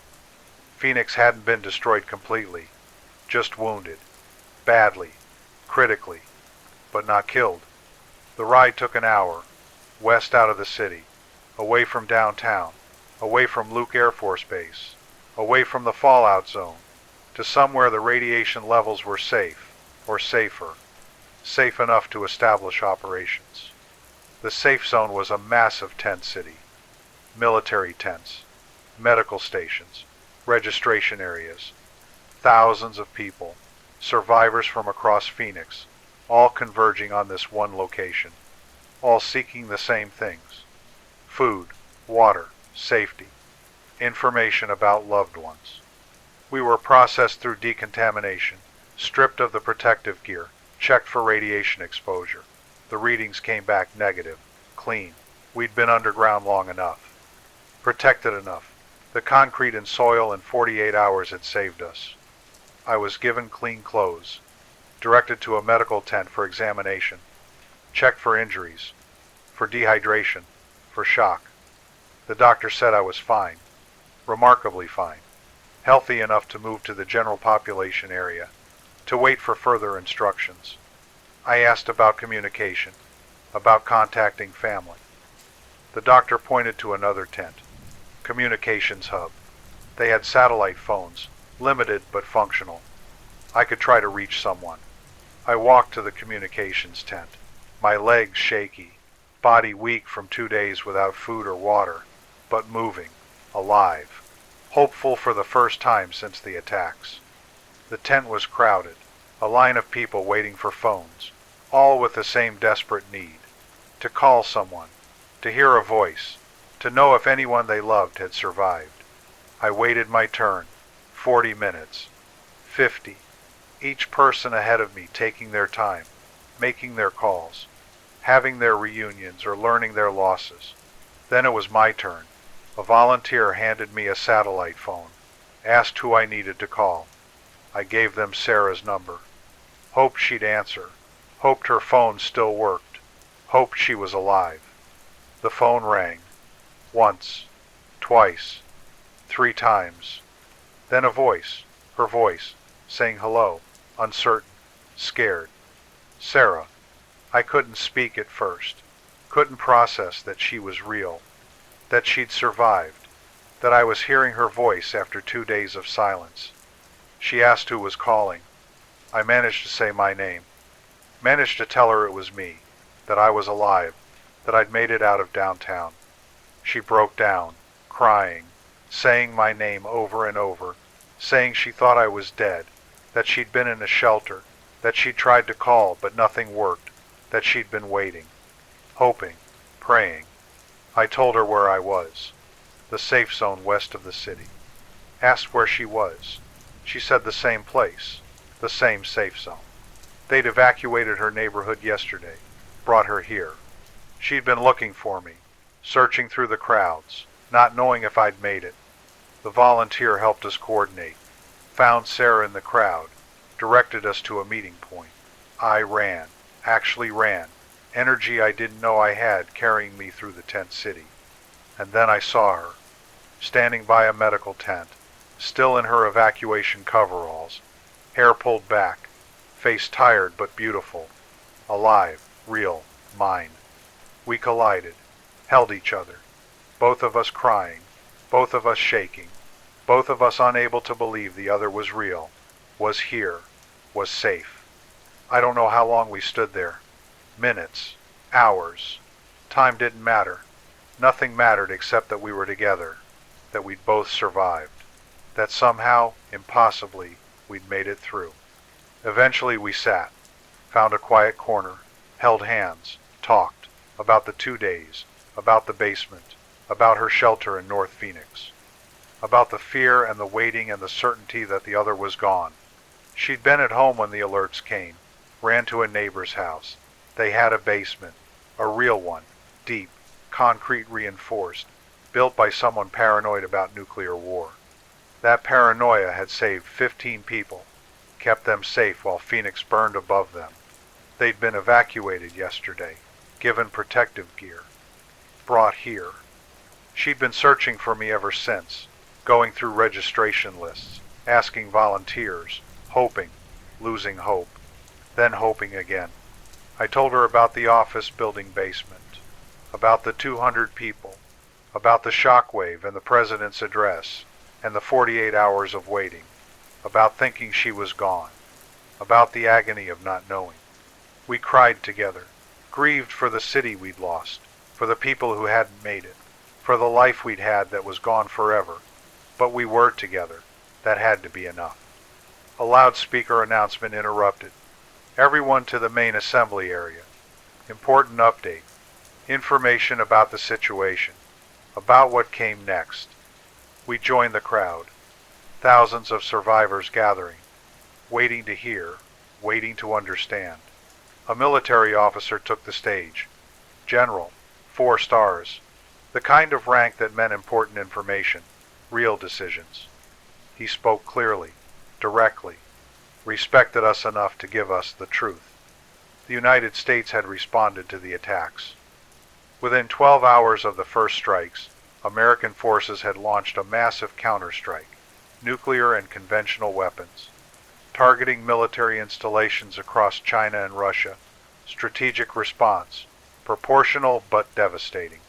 The enemy casualty count was in the millions. Their military capability degraded by 80%. Their infrastructure crippled. Their cities burning just like ours. But it was over. After 36 hours of escalation, after the world had teetered on the edge of total annihilation, sanity had prevailed. Or maybe just exhaustion. Or maybe just the realization that continuing meant extinction for everyone. China and Russia had agreed to an immediate ceasefire. Unconditional, no negotiations, no demands. Just stop. Stop the killing. Stop the dying. Stop before there's nothing left. The United States had accepted, had ordered all forces to stand down, had stopped the retaliation before it consumed everything. The war was over, 48 hours after it started. 48 hours that had killed millions, destroyed cities, ended the world as we knew it, but stopped. Finally stopped. The general continued. Talked about recovery, about rebuilding, about the long road ahead. Phoenix would survive. America would survive. The world would survive. Different, scarred, traumatized, but alive. I held Sarah's hand, listened to the general's words, felt something I hadn't felt in 2 days. Hope. Not naive hope. Not the belief that everything would go back to normal. Normal was gone, dead, buried under radioactive ash. But hope that we could build something new, that we could survive this, that we could have a future even if it looked nothing like the past we'd lost. Sarah leaned against me, whispered that we'd make it, that together we'd survive. That love was enough. Had to be enough. I believed her, chose to believe her, because the alternative was giving up, and after surviving 2 days in a basement, after making it through the end of the world, giving up wasn't an option. Phoenix was burning behind us. The war was over. The world had changed forever. But we were alive, together, and that was something. That was everything. My name is Marcus Cole.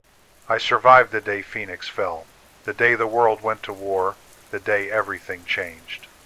I survived because I was underground when the bombs fell, because I waited when waiting seemed impossible, because I believed Sarah was alive even when hope was gone. We lost hundreds of thousands that day, lost cities, lost innocence, lost the world we knew. But we're still here, still fighting, still hoping, still believing that tomorrow might be better than today. The war is over. The rebuilding begins. The future is uncertain. But we're together, and that's enough. It has to be enough. The signal fades. The story ends. But we remain.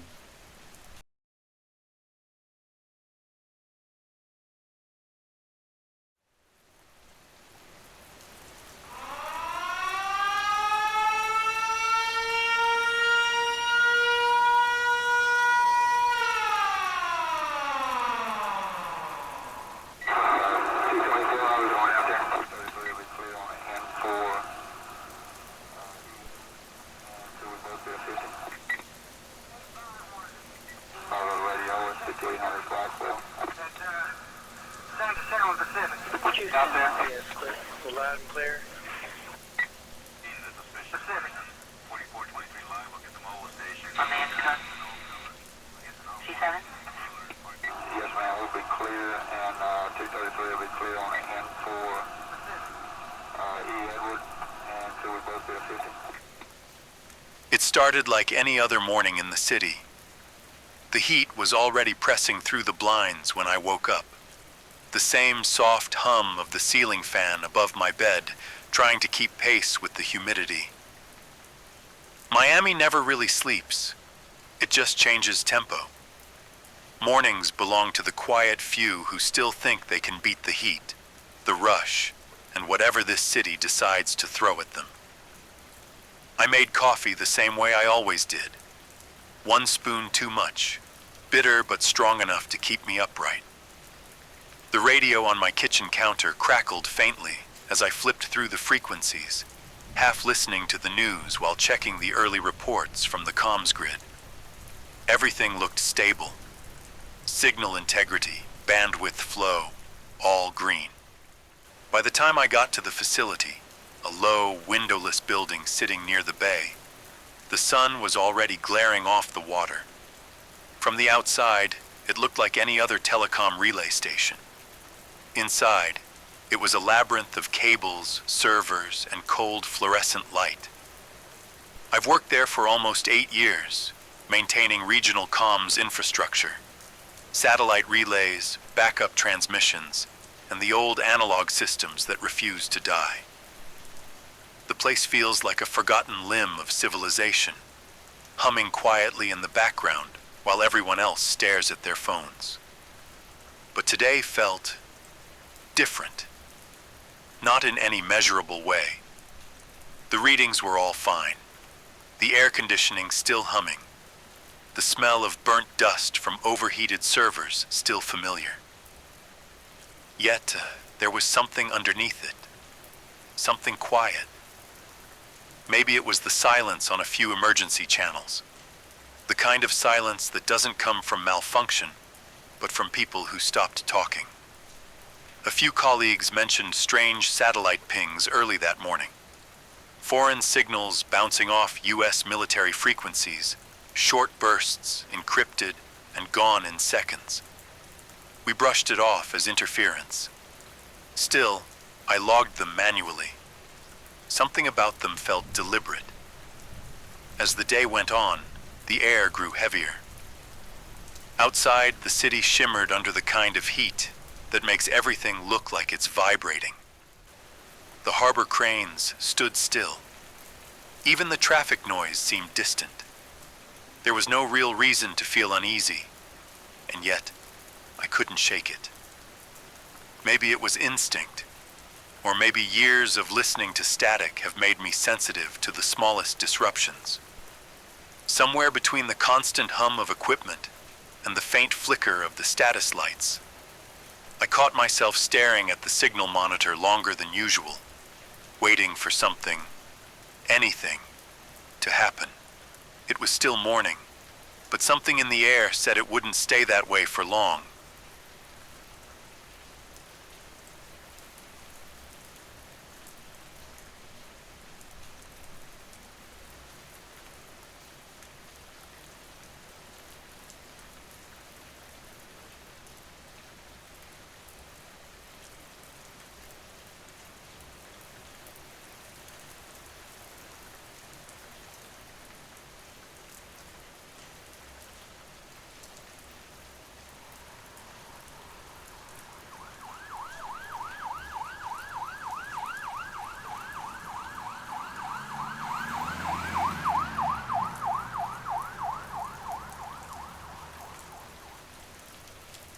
It happened at 9:47 a.m. No sirens, no loud explosions. Just a sharp tone cutting through every device in the building. Phones, terminals, wall screens, all flickered to the same emergency broadcast. The message was short. National security alert, potential aerial threat detected. Remain indoors, stay off the roads. This is not a drill. For a second, no one moved. The hum of the servers went on, steady and indifferent, while the world above us seemed to tilt. I looked around the control room. 4 other technicians frozen in place, their faces caught in the pale blue light of the alert screen. Then the noise started. Phones began vibrating all at once. The emergency network switched to high priority, and the comms grid filled with scrambled voices, Air Command, Civil Defense, and half a dozen unverified signals bleeding through the frequencies. I patched into the regional line, trying to isolate the source, but all I got was overlapping chatter. Words like missile, trajectory, unconfirmed, impact zone. I've been through dozens of false alarms before, but none felt like this. The warning tone wasn't local. It came from the National Continuity System, a failsafe that only activates when the continental U.S. is under verified threat. And this time, it didn't shut off. Outside the windowless walls, Miami was still glowing under the same heavy sunlight, but the sounds had changed. Traffic faded. Somewhere, distant sirens began to wail, hesitant at first, then multiplying, a spreading ripple of panic. My terminal flashed again. DEFCON 2, threat level elevated. I'd never seen that outside of old training drills. Then came the confirmation. NORAD detected multiple unidentified aerial objects over the North Atlantic, possible long-range strike systems. All civilian flights were grounded. The East Coast Command went dark on one frequency, then another. It wasn't a test. Within minutes, the emergency broadcast replaced every TV and radio signal. A cold voice read from a script. This is the United States Emergency Alert System. An incoming aerial threat has been detected. All citizens are advised to seek immediate shelter. Further instructions will follow. That was the moment it sank in. Not just for me, but for everyone staring into those glowing screens. realizing that the line between routine and ruin had vanished in the span of a single message. In the comms room, the static grew louder. Everywhere else, the world held its breath.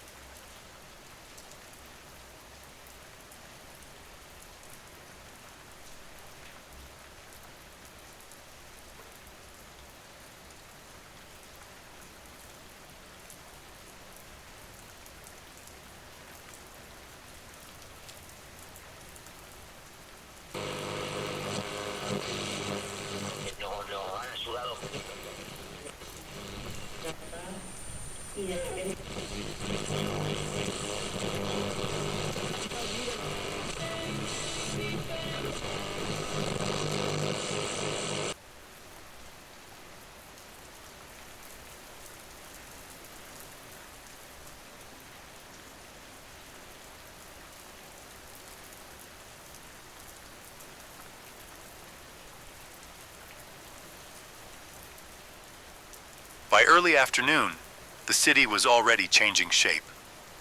The airspace over Miami went silent. No planes, no helicopters, not even seagulls.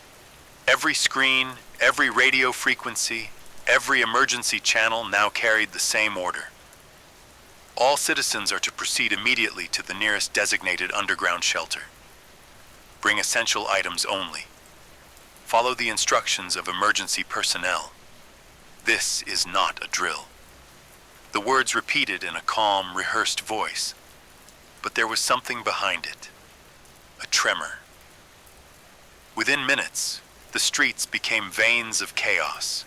Sirens, car horns, crying. People were running with bags half-zipped, holding phones that no longer connected to anything. I stayed behind at the communications center as long as I could, monitoring the grid. The lines were collapsing. Too many signals, too many voices overlapping. I heard the sound of panic transmitted through the system. Soldiers yelling coordinates. Hospitals calling for evacuation. A child's voice lost in the background of an open line. At 1:03 p.m., the automated shutdown order hit the facility. Primary operators to evacuate. All remaining staff to proceed to shelter designation. Bravo sector. That was me. I packed the essentials, a small radio receiver, my ID, a portable transmitter, and the old headset I'd kept since training. When I stepped outside, the sunlight was white and unreal. The streets around the bay were a mess of motion. Police vehicles moving in tight formation, buses packed to the edge, people shouting names over the sound of sirens. They said the shelters could hold everyone. We all wanted to believe that. Mine was beneath an old government building near Coral Way, a facility I'd never even noticed before. We were herded down narrow stairs lit by red emergency lights, the air getting thicker with every step, the smell of sweat, metal, and fear. Inside, the noise became muffled. Rows of people sat along the walls, clutching their belongings. Soldiers moved quietly, giving orders no one questioned. A generator hummed in the distance. I found a corner near the old comms console and set up my receiver. No signal, just static. The concrete walls felt close, like they were listening. Someone whispered nearby, asking if the attacks had already begun. No one answered. The only sound that broke through was the distant echo of another alarm. This one deeper, slower. The kind that means time is running out.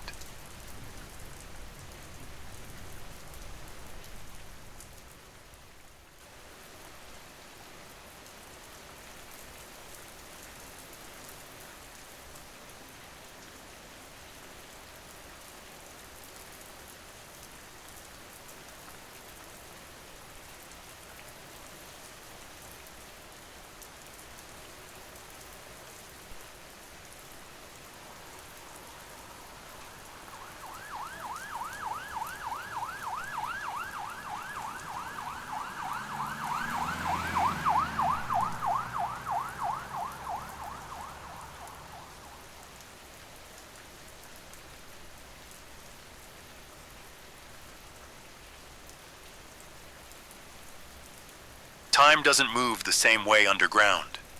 Without daylight, minutes stretch into hours, and hours dissolve into nothing. No one knew how long we'd been down there. Some said 3 hours, others swore it had been half a day. The truth was that none of us really wanted to count. The shelter was packed beyond its limits. Concrete walls, steel doors, recycled air, rows of emergency lights flickered overhead, humming with a tired rhythm that made the silence in between unbearable. People sat shoulder to shoulder on the floor, surrounded by bags, blankets, and fear. The air was hot, stale, and heavy with whispers. Families tried to calm their children, but the kids could feel it too. The tension that hung in the room like static. Every sound made people flinch. A cough, a metallic clang, the creak of pipes above. We had food rations, water filters, even a few old TVS mounted on the far wall, but none of them worked. The signal was gone. Someone suggested we were too deep to receive transmissions, but I knew better. The signal wasn't weak. It was missing. At one point, a woman near the back started praying out loud. Others joined her. The echo of voices filled the bunker like a pulse. Desperate, uneven, human.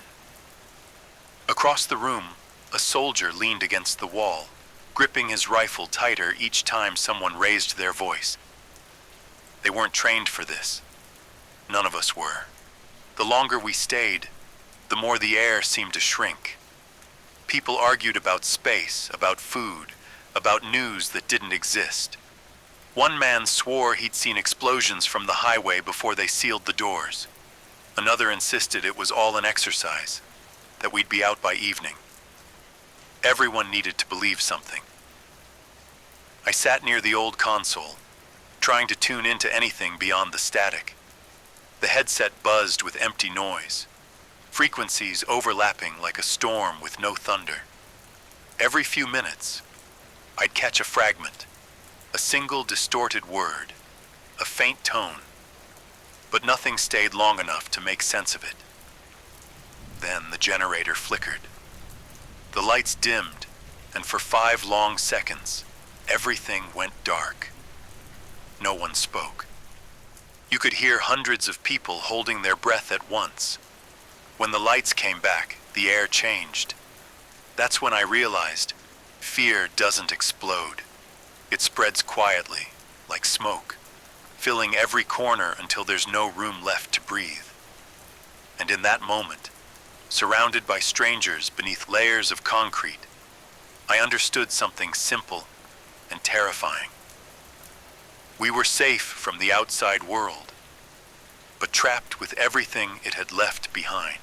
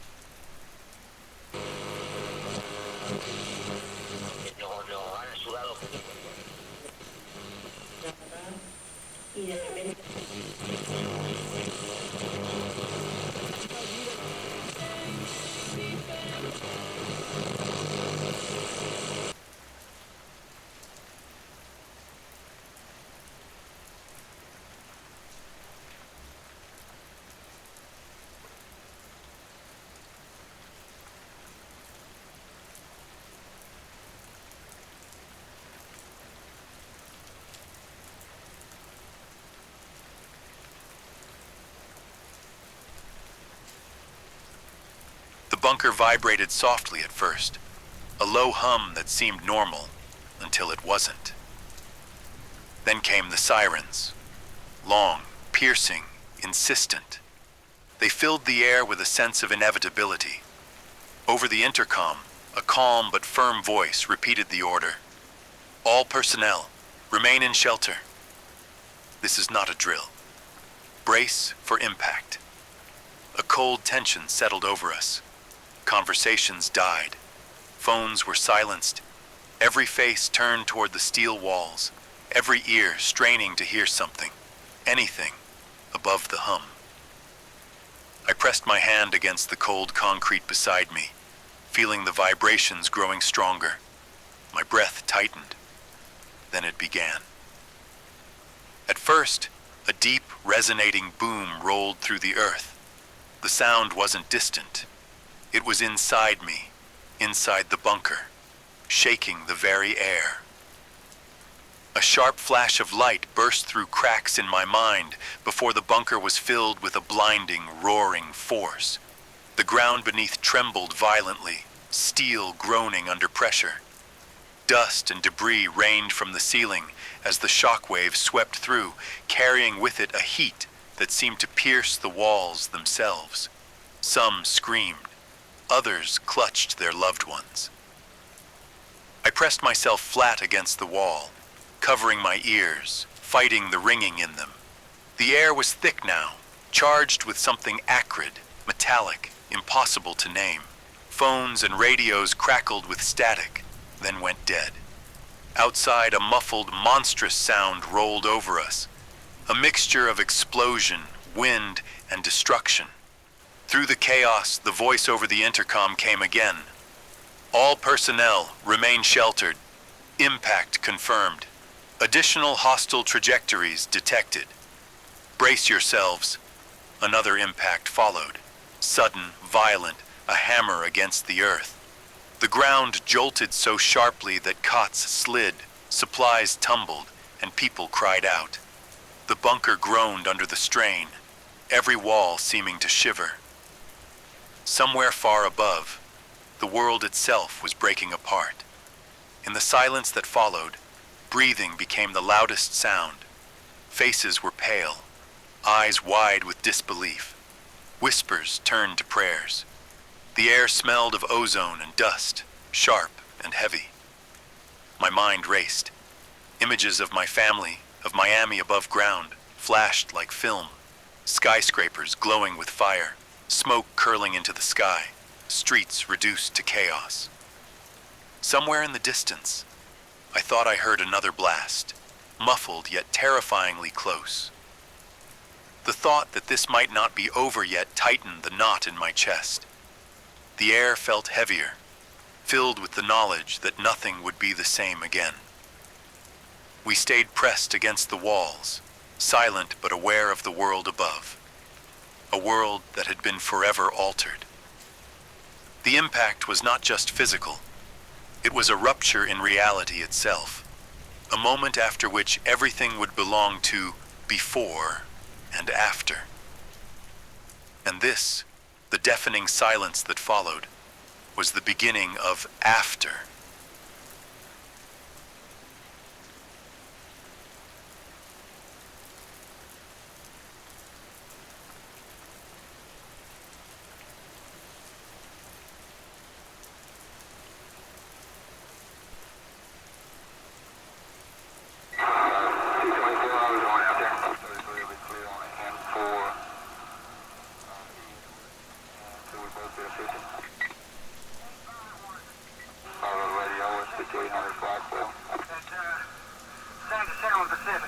Out there? Yes, clear.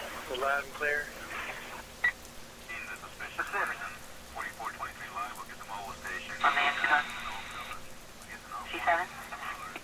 Yes, ma'am, we'll be clear, and 233 will be clear on the N4 E. Edward, and so we both be efficient. When the trembling stopped, silence settled like a shroud. It was not a calm silence. It was the heavy quiet of something broken, a city that had been struck beyond repair. In the bunker, we stayed still, listening. The air was thick, heavy with dust, heat, and an acrid metallic smell that clung to everything. Above us, I imagined Miami in flames. The sky must have been painted with fire, clouds torn apart by shock waves, the skyline shattered. I could almost hear the echoes, the groan of collapsing steel, the shatter of glass, the roar of something too vast to name. But down here, there was only silence. People shifted uneasily. Some prayed quietly. Others stared blankly at the floor, as though trying to process what had happened. The air seemed heavier with each breath, as though it carried the weight of loss. Phones were dead. Radios crackled with static, then went silent.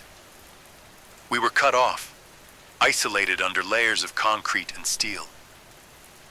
I pressed my hand to the wall, feeling the lingering vibration under my fingertips. Somewhere far above, Miami was gone. Not just the buildings, but the lives that had filled them. Families, friends, strangers, all caught in a moment none of us could fully imagine. The intercom crackled faintly. A voice, strained but steady, came through. All personnel remain in shelter. Assess damage. Wait for further instructions. There was no urgency, only exhaustion. The words felt almost symbolic. A reminder that survival now depended on patience and endurance. Around me, people whispered names. There were tears, quiet sobs. Some clutched loved ones. Others held photographs. The air was heavy with grief, fear, and a strange numbness. We sat in silence, the hum of the bunker the only constant. Minutes stretched into hours. Somewhere, the muffled sounds of chaos continued above us. Distant groans of destruction, the occasional blast, faint cries. The world outside had changed forever. The world we knew no longer existed. For me, the reality settled deep in my chest. Survival was no longer enough. We needed to endure, to understand what had happened, to hold on. And somewhere inside, beneath fear, there was the first flicker of resolve. Because the storm was not over. It had only just begun.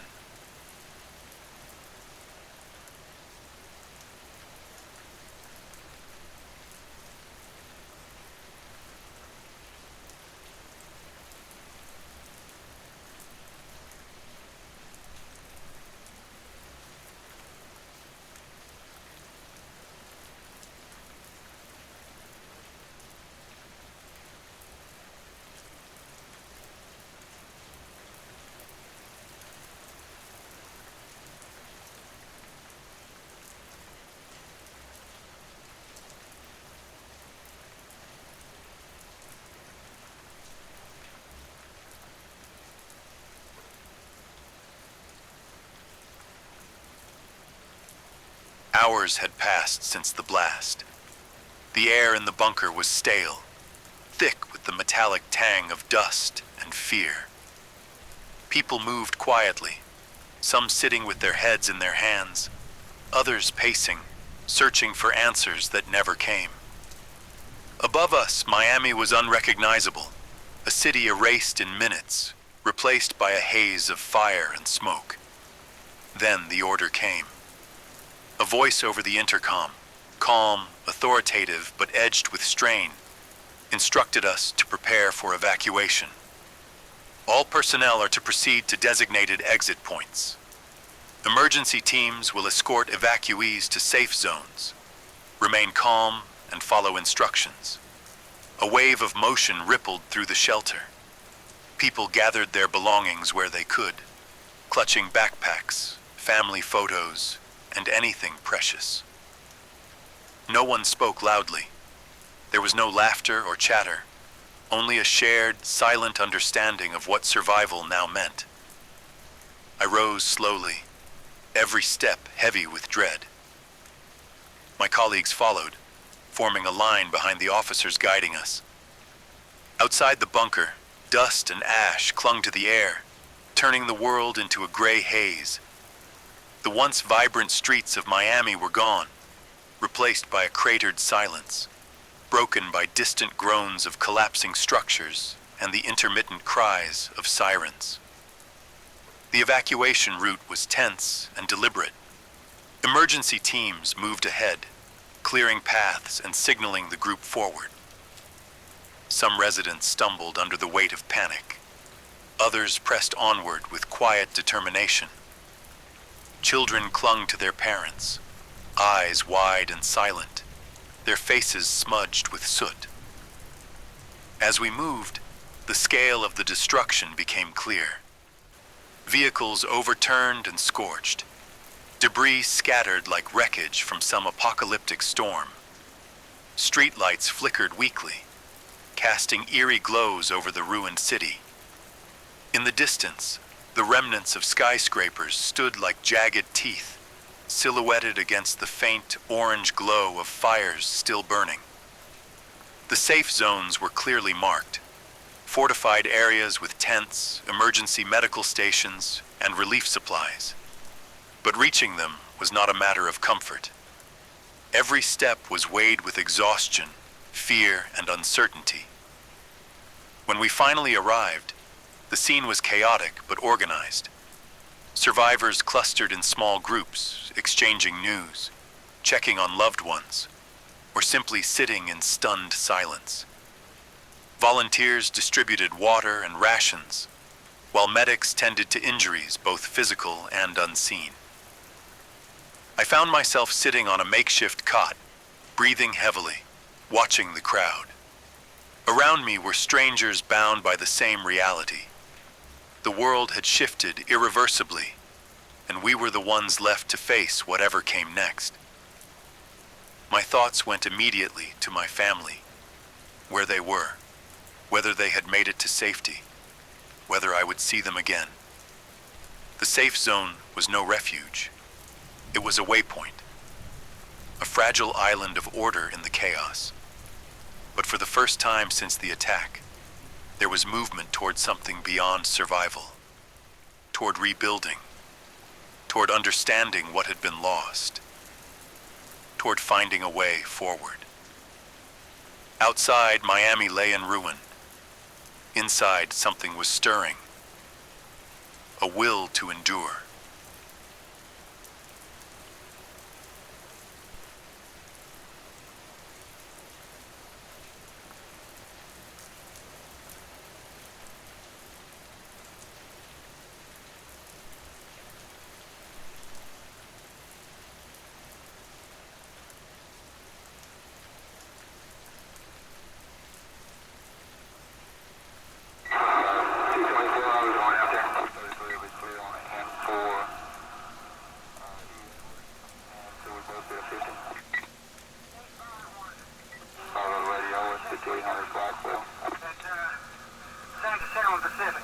Out there? Yes, clear.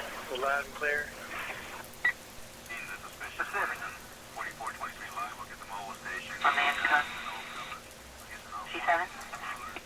Yes, ma'am, we'll be clear, and 233 will be clear on the N4 E Edward, and so we both be efficient.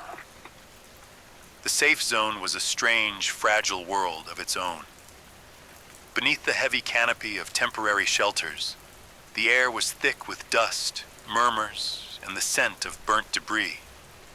People moved cautiously between makeshift tents, clutching bags, water bottles, scraps of food. Some huddled in silence, others exchanged hurried words, but all shared a common weight: the unshakable knowledge that life above had changed forever. I drifted among them, scanning faces, searching for the familiar. My heart ached every time I thought I saw her, my wife, my children, only to realize it was someone else. Each fleeting moment of hope turned into a tightening of fear. Whispers passed through the crowd. "There's a perimeter now. No one leaves without clearance," someone said, voice low and hurried. Others nodded, some muttered prayers, others stared blankly at the ground. I clenched my fists. I couldn't wait. I had to find them. Moving quietly toward the edge of the safe zone, I kept low, blending into the restless crowd. Guards patrolled the perimeter with stern expressions, rifles slung across their shoulders, eyes scanning for anyone attempting to slip away. My pulse thundered in my ears as I edged closer to an opening between barricades. A gap I hoped would lead me outside. I slipped through. For a moment, the noise of the safe zone faded. Outside, the air was heavy with dust and ash. The city was a scarred silhouette against a dull gray sky. Fires smoldered in the distance, and the faint groan of collapsed structures echoed across broken streets. My boots crunched over glass and concrete as I moved deeper into the ruins, calling softly, "Sarah, kids." But my voice was swallowed by the wind. Every street was a maze of debris. Shadows moved in the corners of my vision. People scavenging, others fleeing. I darted from cover to cover, my senses sharp, every step driven by desperation. But with every turn, the city felt emptier, colder, as if it had swallowed the world whole. Hours passed. My legs burned. Hunger gnawed at me. I found scraps, an abandoned bottle of water, some stale bread, but no sign of them. No footprints, no cries, no sign of life I recognized. Eventually, I was stopped by a squad of guards. They formed a barrier between me and the streets beyond, their expressions unreadable. One of them barked, "No one leaves." "This is for your safety," I pleaded, tried to explain, but they shook their heads. The gates closed. The safe zone swallowed me back inside, leaving behind the shattered city and my unanswered search. Inside, silence weighed heavier than ever. Faces around me were drawn tight with exhaustion and fear, some resigned, others quietly furious. I sank onto the cold ground, chest heaving, staring at the barricades that had trapped us all. My heart ached not just for survival, but for something lost. For my family, for the life I might never find again. And somewhere in the depths of that safe zone, I made a vow. I would not give up. I would find them, no matter the cost.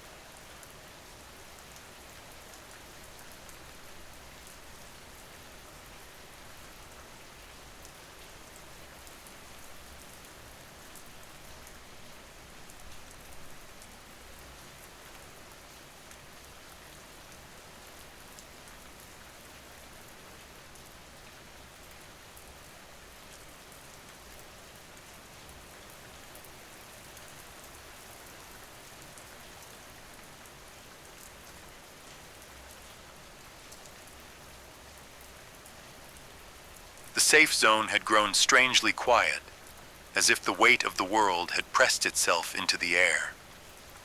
Conversations were hushed. Children clung to their parents, clutching blankets and bottles of water. Faces were drawn with exhaustion, fear, and uncertainty. I sat against the wall, still catching my breath after the failed attempt to leave, every muscle aching, my thoughts consumed by my family. Then the sound came, a low hum, followed by a surge of static across every radio channel, every monitor, every emergency receiver. The makeshift loudspeakers crackled before the voice filled the zone, steady yet heavy with urgency. "My fellow Americans," the president began, his tone grave. The broadcast echoed across the shelters, carried by devices patched together by desperation. His words were deliberate, each one weighted with the knowledge of a nation in crisis. Today, we stand in the shadow of devastation. Our cities have been tested, our people have been tested, and yet, our resolve remains unbroken. The recent attacks on Miami, along with other strategic centers, mark a new chapter in global conflict. We face an enemy willing to bring destruction without warning. He paused, the silence between sentences almost palpable. Around me, people stopped what they were doing, turning toward every speaker, every glowing screen. The quiet was filled with tension, as if the whole safe zone were holding its breath. Our nation is under siege, but we have a plan. Emergency protocols are in place, and protective zones will be enforced until the threat is neutralized. Our military and civil defense forces are engaged in operations to ensure our survival. This is a moment for unity, vigilance, and courage. The president's voice hardened. We must act together. Maintain order, follow instructions, check on each other. We will rebuild, and we will protect our families. We will not falter. The broadcast continued with instructions for evacuees, designated shelter locations, ration distribution points, and warnings of restricted movement until further notice. Every word was measured, but beneath it lay a firm resolve, the voice of a nation fighting to survive. When the message ended, the silence returned, but it was different now. There was a shift in the air, in the faces around me. Some sat with bowed heads, clutching loved ones tighter. Others clenched their fists, as if steeling themselves for what was to come. A quiet determination began to spread. I stood slowly, brushing dust from my clothes. My failed escape attempt still burned inside me.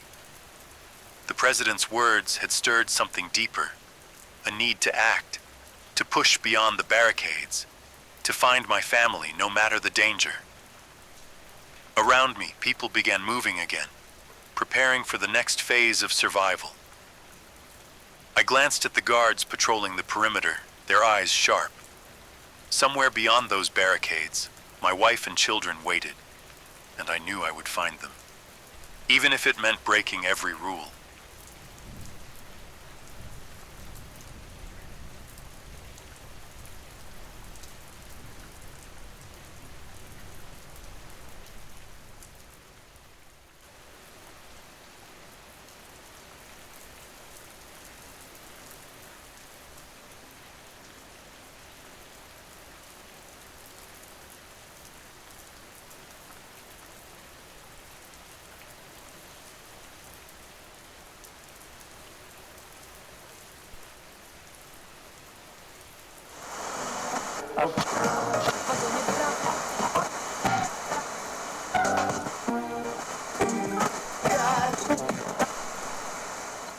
The safe zone felt heavier now, the air thick with an unspoken truth.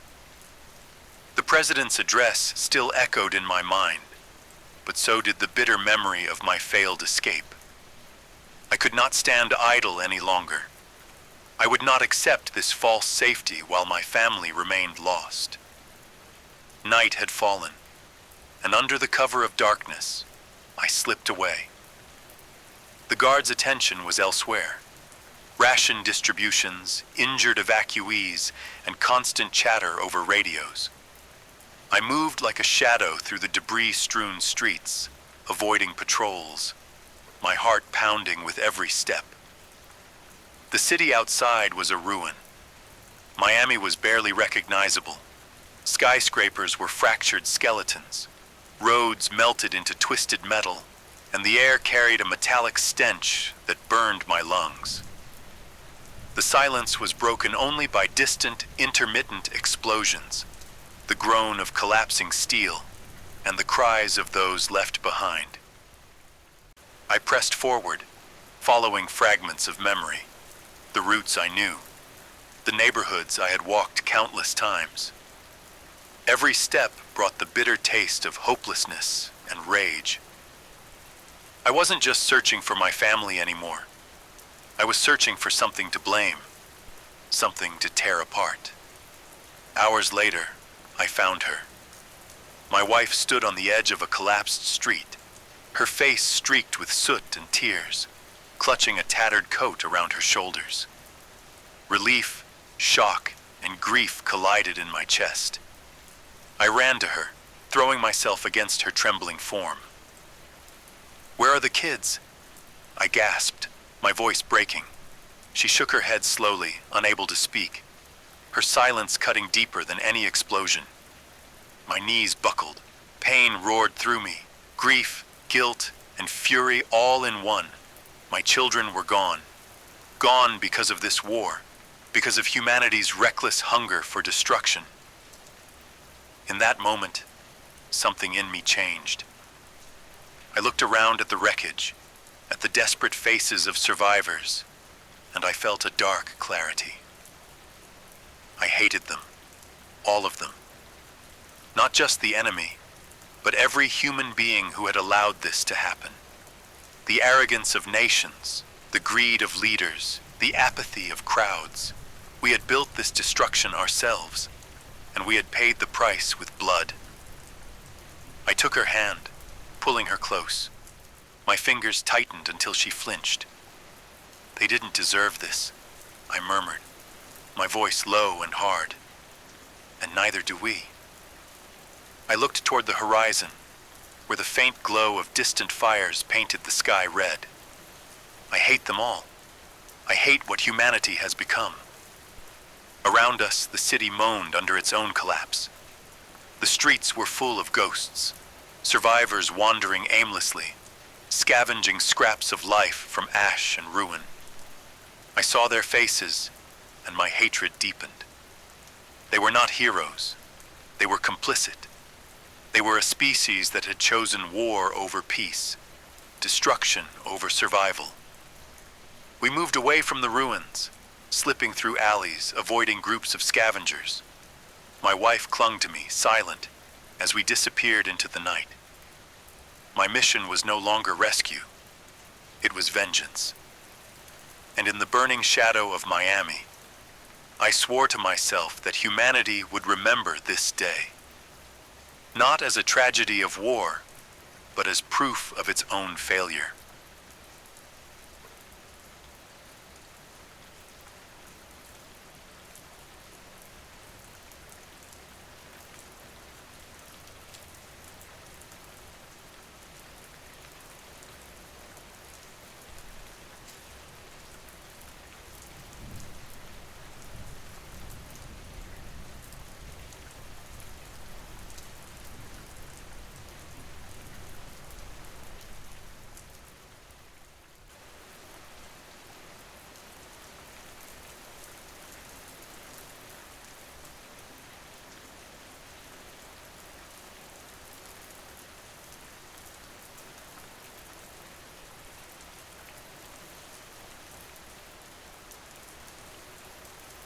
The ruins of Miami stretched before me like the open wound of the world.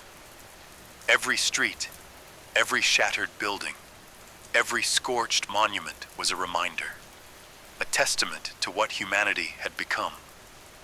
My grief had hardened into resolve. My rage was no longer personal. It was collective, and it demanded vengeance.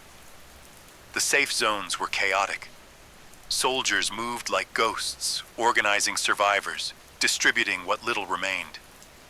I approached one of them, a weary captain with eyes like steel. I told him I wanted to join.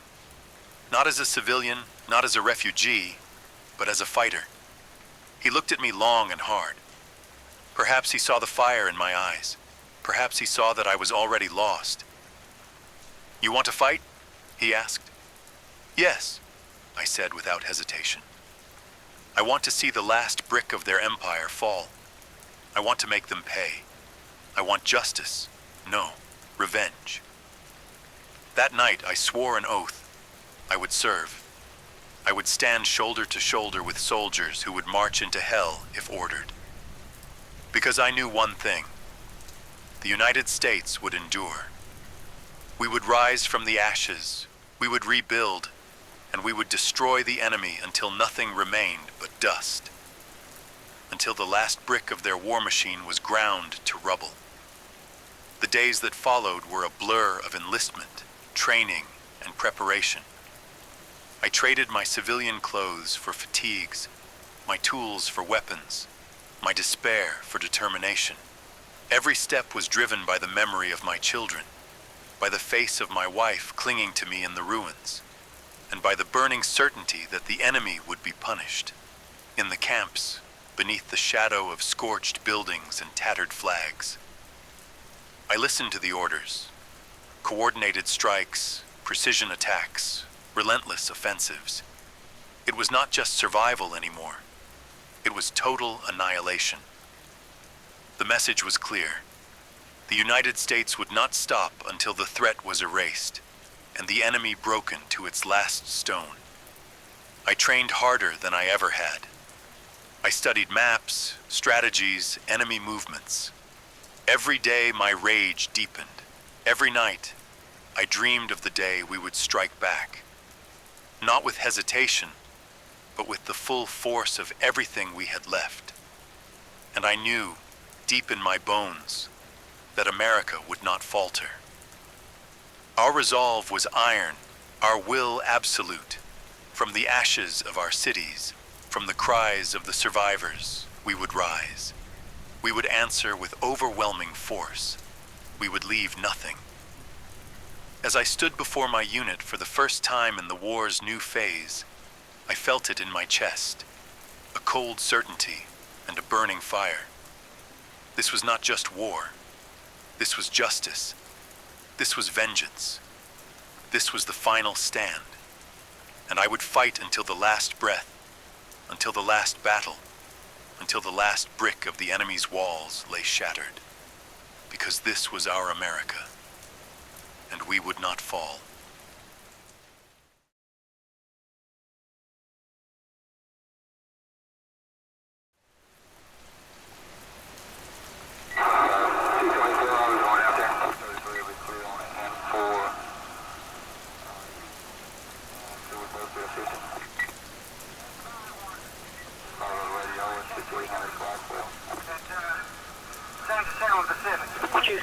Yes, clear. Loud and clear. Pacific. On the intercom. C7? Yes, ma'am, we'll be clear, and 233 will be clear on N4 E Edward, and so we both be efficient. This is an open transmission from the southern sector. If you can hear this, you are still alive. Stay where you are. Keep the line open. At approximately 3:46 local time, Jacksonville was struck. The first detonation came from offshore, a flash over the Atlantic, silent at first, followed by a wave that tore through the harbor and the streets beyond. The night sky turned white, then red. Witnesses said it looked like dawn had come early, but the light didn't fade. It just spread. The naval base at Mayport is gone. The docks, the ships, the fuel depots, all burning. Those who managed to transmit before the network collapsed described entire vessels lifted from the water, then disappearing into fire. Within minutes, the shockwave reached the downtown district. Windows shattered in towers across the river. Bridges twisted. Entire neighborhoods near the coastline vanished in smoke. Power grids failed almost immediately. The last functioning substation overloaded and shut down before sunrise. The only light left in the city came from the fires and from the sparks that crawled across downed power lines. The air is thick with ash. Radio towers hum with residual static. Evacuation orders never reached the population. The emergency network failed before the alert could spread. Interstate 95 became a corridor of confusion. Cars colliding, engines overheating, families running on foot through the darkness. Some fled west toward Baldwin, some north toward Georgia, but most stayed, waiting for instructions that would never come. A military voice was heard over the shortwave before cutting off. Command sector compromised. Immediate blackout. All personnel relocate. No recovery possible. No further message followed. We believe the strike was targeted at the naval infrastructure, not the civilian population. But that distinction no longer matters. Residential blocks along the St. Johns River are flattened. Fires continue to spread through the suburbs. Emergency crews are unaccounted for. Hospitals are without power. The few generators that survived are reserved for field triage, but fuel is running out fast. There are unconfirmed reports of secondary impacts north of the city, possibly aimed at radar installations or communication uplinks. The sound of distant explosions has continued for hours, sometimes close, sometimes faint, always the same hollow echo that shakes the windows and stirs the dust from the ceiling. For those still in Jacksonville, avoid major roads. Stay underground if you can. Do not approach the harbor. The coastline is unstable and parts of it are collapsing into the water. Stay away from large metallic structures. Residual charge from the blast has made some areas dangerous to touch. If you still have a functioning radio, switch to low-frequency bands. The high ranges are filled with interference, possibly deliberate jamming. Use short transmissions only. Conserve power. We will attempt to send updates every hour on this frequency, if the transmitter holds. If you can hear this, know that there are others still transmitting. You are not alone. Hold the line.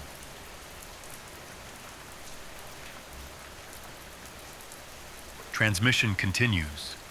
Time of origin uncertain. Signal strength moderate. Roughly 20 minutes after the Jacksonville strike, Tampa went dark. The first reports came through fragmented military channels, scattered coordinates, confused voices, overlapping emergency codes. Then, a sudden cut. Silence followed for nearly 5 minutes before local relays began to fail one by one. At 4:07, the sky above the bay erupted. Witnesses described a pillar of light that climbed straight into the clouds, followed by a wave that rolled across the water. The impact was so intense, it flipped small boats in the marina and shattered glass towers downtown. People said it felt like the air itself folded inward before exploding outward again. The first detonation struck somewhere near the coastline, but the second was inland, centered around MacDill Air Force Base. That was the moment Central Command vanished. Every major communications uplink tied to CENTCOM and SOCOM went offline within seconds. The data cables leading into the base glowed white-hot before melting completely. A coordinated decapitation strike, precise, timed, and devastating. Local transmissions confirm multiple secondary fires throughout South Tampa. The shockwave traveled along the bay, pushing a wall of water into the neighborhoods that still stood. Highways are flooded, bridges unstable. The Howard Franklin may have collapsed entirely. No one has been able to confirm. The evacuation system failed almost immediately. Traffic cameras captured the first few minutes of chaos before losing power. Cars packed every lane of Interstate 75 and the Selman Expressway, going nowhere. People abandoned their vehicles, moving on foot with nothing but flashlights and what they could carry. A few emergency responders tried to direct them inland, but their radios cut out mid-sentence. The air near the bay is toxic. Thick smoke mixed with vaporized salt water and fuel covers the coastline. Those who tried to breathe without filters collapsed within minutes. Chemical burns reported as far as Brandon. Residents are advised to stay inside sealed structures if possible. Avoid exposure to open air until rainfall dissipates the contaminants. Military chatter captured before the blackout repeated a single command: protect command integrity. Destroy remaining equipment. No transmissions after confirmation. It's unclear who issued it. The voice was distorted, recorded through static, but the intent was clear. Whatever intelligence or control systems existed at MacDill were not to be recovered. By sunrise, the entire Bay Area was without power. Emergency generators have likely run dry. Hospitals are operating in silence without communication. Refugee groups from the coast are moving inland, some reaching as far as Lakeland. Reports of looting and fires spread faster than the authorities can respond, if any remain to respond at all. From here, the glow of the bay is still visible beyond the horizon, a dull red that doesn't fade. The sound of distant detonations continues, faint but steady, echoing through the clouds. No aircraft seen since the strike, no sirens, no official message. Tampa is no longer a command city. It is a scar on the map. If you are within range, move north or east. Stay clear of the bay.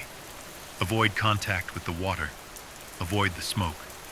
And if you can still hear this transmission, you are among the last. Stay silent. Stay alive.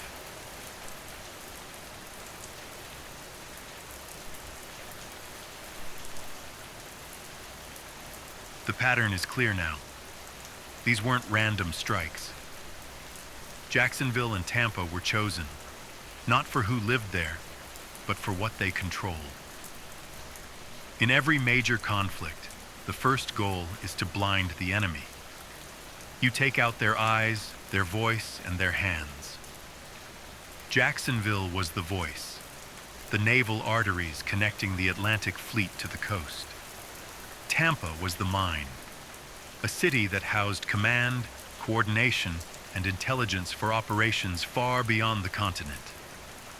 Together they formed the backbone of the southeastern defense grid. Now, both are gone. Mayport, before the attack, held one of the largest concentrations of naval power in the eastern United States. Carrier groups docked for refueling, submarines on standby, surveillance aircraft scanning the Atlantic corridor. In an instant, that network was erased. Without Jacksonville, the Atlantic flank is blind. No early detection, no command relay, no shield for the coastline. MacDill Air Force Base in Tampa was the other half of the system. It wasn't just another military installation. It was the nerve center of CENTCOM and SOCOM. From there, missions were coordinated across multiple continents.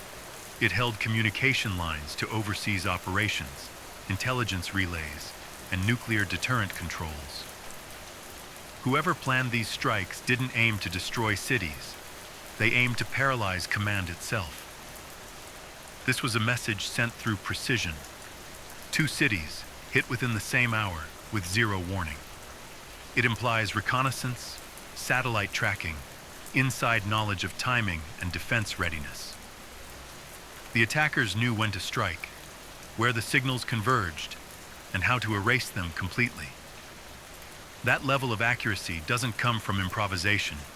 It comes from months, maybe years, of quiet preparation. And yet, the political silence is louder than the explosions. No declaration of war, no official statement, no enemy identified. Only fragmented reports, burned data caches, intercepted frequencies, partial transmissions hinting at a coordinated assault from across the ocean. But the truth is simpler and harder to face. It doesn't matter who launched first. The result is the same. Command is gone. For those listening inland, understand what this means. Without Jacksonville, supply chains collapse. Fuel convoys that once left the docks every 12 hours now sit empty or destroyed. Without Tampa, there is no central authority. Orders can't travel. Defenses can't coordinate. The southern region is effectively disconnected from the rest of the country. Military doctrine calls this a decapitation strike. Remove the head, and the body flails, confused, desperate, unable to respond. The consequences are already visible. Scattered defense units acting on outdated orders, civilians evacuating in conflicting directions, rogue transmissions claiming authority they no longer have. Still, there's a cruel logic in it. By hitting both cities, the attackers didn't just cripple a region, They erased confidence. They replaced strategy with fear, and fear spreads faster than any fire. No one can say what comes next. But if this was the opening act, the next phase will not be limited to Florida. Whatever began tonight was designed to spread. Stay alert.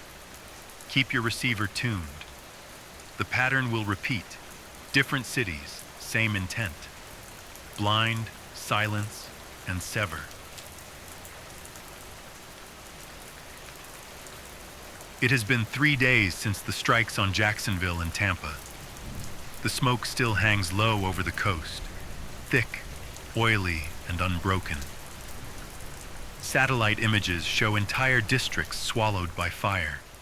From above, the cities look like hollow shells, blacked out grids where light used to pulse, highways twisted into rivers of steel. Rescue operations are still ongoing, but communication remains unstable. Jacksonville's emergency command was re-established west of the river, though it's barely functional. They operate from what used to be a high school gymnasium, using battery radios and handwritten reports. The number of confirmed survivors changes every hour, sometimes up, sometimes down, as new shelters are found or destroyed by aftershocks and secondary fires. In Tampa, the Bay Area has turned into a graveyard of ships. Dozens of tankers and cargo vessels drift half-sunk, leaking oil into the black water. The smell carries for miles. Evacuation ferries are still trying to move civilians toward Clearwater and St. Petersburg, but the routes are slow and dangerous. The bridges are damaged. Some collapse without warning. Most people are now on foot, moving west with what little they can carry.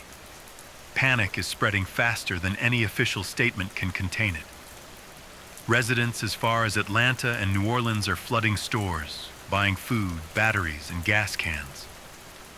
Some highways heading north are completely gridlocked, not from refugees, but from fear. Every rumor of a new target sends thousands into motion. There's talk on the airwaves about Miami, Houston, even Norfolk being next. No one knows the truth, and that uncertainty is eating at what's left of calm. The government continues to broadcast short automated messages on the emergency bands, repeating the same phrase, "Shelter in place." Do not engage. Await official evacuation instructions, but no one trusts the voice anymore. People want faces, names, someone to tell them there's still a plan. Instead, they get static, looping commands, and silence in between. Across the southeast, shelters are overflowing. Schools, stadiums, churches, all turned into makeshift refugee centers. The air smells of sweat, diesel, and fear. Children sleep on gym floors. Old men sit with radios pressed to their ears, waiting for a sign that the nightmare isn't spreading further inland. Every few hours, there's another flash reported somewhere on the horizon. Sometimes lightning, sometimes something else. Each one sends ripples of panic through the crowds. No one dares to sleep for long. And through it all, the same question echoes on every frequency, in every whispered conversation. Is it over? Or is this just the beginning? 5 days since the Florida strikes. The sky over the East Coast feels heavier now, as if the air itself is waiting for what comes next. Everywhere the same uneasy rhythm. Silence, rumor, panic, silence again. Washington has not spoken. The president remains unseen. Official communication channels are frozen under what's being called Continuity Protocol 7, a full military lockdown of information flow. In simple terms, the government has gone dark. What remains are scattered voices, regional transmissions like this one, and the quiet hum of a nation that no longer knows who's in control. New York and Chicago are still intact, but both cities have declared a state of emergency. Curfews, military checkpoints. People are hoarding, not just food and water, but gasoline, weapons, even radios. Every antenna, every rooftop dish has become a lifeline. There are no verified reports of additional strikes, yet fear alone has reshaped daily life. Subways run half empty. Streetlights flicker in neighborhoods where no one dares to step outside. The panic spreads fastest online, or what's left of it. The major social platforms went offline last night. Now there's only the dark web chatter, fragmented voice recordings, and amateur operators trying to decode encrypted military bands. Some claim to have intercepted distress calls from the Atlantic Fleet. Others swear they heard a countdown, a single voice repeating coordinates off the Carolina coast. Nothing has been verified, but that no longer matters. People believe what fills the silence. In the heartland, cities like Dallas and Nashville are seeing surges of displaced people from Florida and Georgia.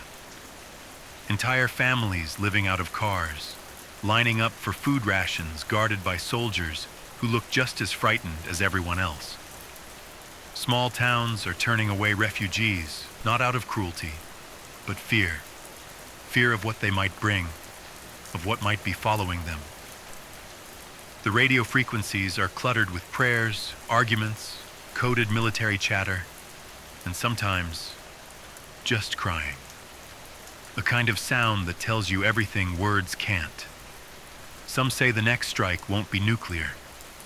They talk about EMPS, orbital weapons, or worse, something we haven't seen before.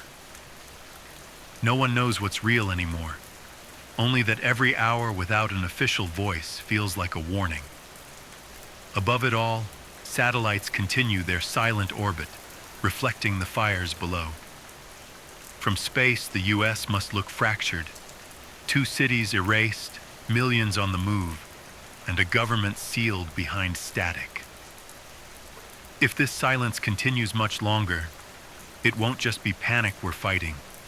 It will be disbelief, the quiet collapse of trust that holds a nation together. 7 days have passed since the initial strikes on Jacksonville and Tampa.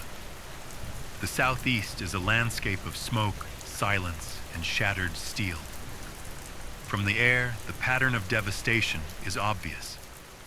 Highways jammed with fleeing citizens, towns abandoned, and strategic points left unguarded. The military has begun limited mobilization. Convoys of armored vehicles move cautiously north and west, escorting humanitarian aid and securing perimeters around key infrastructure. Soldiers speak in clipped tones over radios, their voices betraying tension as much as discipline. Orders are fragmented. Some units operate under direct command, others under autonomous protocols, left to make decisions without coordination. Reports from the field indicate several no-man's zones, areas so heavily damaged or threatened that even the military avoids entry. Highways collapse into debris. Bridges are unusable. Entire stretches of coast are left to burn. The purpose is clear. Focus forces where they can act, avoid predictable traps, and minimize further loss of life. The threat of additional attacks lingers like a storm cloud. In Atlanta, emergency networks report sightings of unidentified aircraft over the horizon, though confirmation is impossible. Radar operators describe strange blips moving at speeds no conventional aircraft should achieve. Across Alabama, Georgia, and the Carolinas, civilians listen to shortwave radios, repeating coordinates, warnings, and rumors. Every flash in the sky is assumed to be the next target. Fear has become a constant companion. Within the military, the strategy is a delicate balance. Officers speak quietly about retaliatory measures. There will be a response, one senior commander stated over a secure channel, but it must be precise. Any misstep and we risk escalation beyond control. Rumors spread of special operations units already deployed offshore, waiting for targets that may or may not appear. Civilians report sudden flashes in the Gulf of Mexico at night, boats cutting through fog and waves under searchlights. Patrols or something more? No one can tell. Meanwhile, in Jacksonville and Tampa, survival is the priority. Generators hum in makeshift shelters. Children run barefoot over burned streets, carrying whatever they can salvage. Water is rationed. Food is distributed by small groups who maintain silence for safety. Every day is a negotiation with the environment. Smoke, fire, unstable structures, and the unknown threat of another strike. On the radio, messages oscillate between instructions, pleas, and static. Medical aid requested at the South Bridge. Evacuate west if possible. Unknown aircraft spotted over US-75. Each transmission is repeated, cross-checked, then cut off. The lines are never stable for long, and yet there is motion. A slow, cautious effort to reclaim control. Military convoys, relief units, and volunteers move through the chaos, marking safe routes, establishing temporary command posts, and guiding civilians away from danger. But the fear is pervasive. Every shadow along a ruined highway, every echo in the smoke, feels like the next attack waiting to fall. The Southeast is alive, but only barely. Survival has become a matter of timing, awareness, and endurance. And everyone listening knows the unspoken truth. Nothing about this situation is permanent. The attacks may pause, but the fear will remain, shaping every movement, every decision, and every heartbeat in the days to come.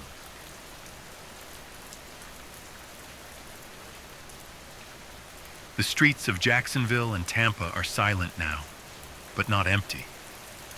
They are filled with echoes, the remnants of life, whispers of movement, the faint creak of structures that might fall at any moment.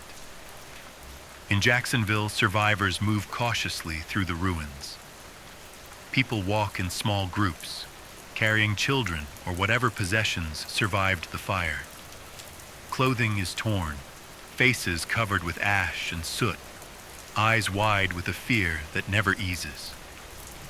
Some stop at collapsed intersections, listening for distant sounds, the low hum of metal settling, the occasional crack of a fire consuming a home, or the faint echo of voices calling out for help. Tampa is no different. The bay is black with oil and debris. Families navigate through flooded streets, sometimes wading ankle-deep through water that smells of salt and burnt fuel. Every step is measured, calculated, because one misstep could mean injury or worse. In shelters, people huddle together on concrete floors, conserving warmth, sharing what little food and water remains. Every cough, every creak, every whisper carries weight. Beyond the immediate destruction, the fear spreads. Across the Southeast, even cities untouched by the initial strikes feel it. Atlanta, Orlando, New Orleans, all are on edge. Every car on the road, every flash of light on the horizon, sparks suspicion and panic. Rumors circulate of further strikes. Small towns targeted, airfields destroyed, bridges collapsing. No one knows which are real, which are imagined. But in this state, imagination is enough to send a city into flight. Communication is fractured. Radios, shortwave, and low-band frequencies carry fragmented messages. Some instructions, some cries for help, some warnings. Even these signals are unreliable. Static often overtakes the transmissions, leaving only the last words. Do not move. Danger. Keep inside. Yet survivors cling to them. Even broken, uncertain messages provide the faintest thread of connection, to the world beyond the ruins. In both cities, panic is both immediate and slow-burning. Immediate when a fire flares or a roof collapses. Slow-burning when the hours stretch and there is no news, no confirmation that help is coming. Children ask questions adults cannot answer. Neighbors glance at each other suspiciously, unsure whom to trust. Fear takes root in every gesture, every hesitation, every glance at the empty horizon. And yet, amid the smoke and rubble, life persists. Small acts of survival continue. A woman helps a child climb over debris. A man breaks open a water tank for neighbors. People share blankets, ration food, whisper directions through alleys no longer marked on any map. Even in terror, some order is carved from chaos. Outside the cities, the rest of the nation watches. The unknown strikes, the sudden silence of major hubs, and the slow trickle of refugees carry one clear message: nothing is safe. Every city, every coast, every highway feels exposed. The fear of what might come next spreads faster than any attack. For now, Jacksonville and Tampa breathe precariously, quietly through the ash. And everyone listening knows the truth. Survival is measured in hours, minutes, heartbeats. The next moment could change everything.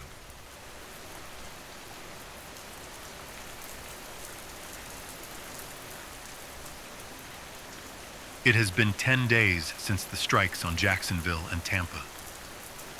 The country waits in silence, but beneath the quiet, gears are moving. In Washington, military command has re-established limited communication lines, buried deep within hardened facilities. Orders are being transmitted, decisions made in secure, undisclosed locations. The response is deliberate, targeted, measured. Reconnaissance flights began almost immediately after confirmation of the attacks. Satellites scan suspected launch sites. Naval task forces move into strategic positions along the Atlantic and Gulf coasts, and cyber units work non-stop to trace the origin of the strikes. Intelligence reports are fragmented, but patterns suggest a coordinated, high-level operation from a foreign power, precise, calculated, and aimed at crippling command and control infrastructure. The first wave of retaliation is not public. It is surgical. Special operations units have been deployed offshore, standing by for high-value targets. Long-range missile systems are on alert, and air wings are prepared to engage only when clear evidence confirms the location of strategic assets. The goal is not widespread destruction. The goal is to neutralize the threat before it can strike again. Civilian populations are being kept in the dark as much as possible. Information is filtered to avoid panic, but the network is fragile.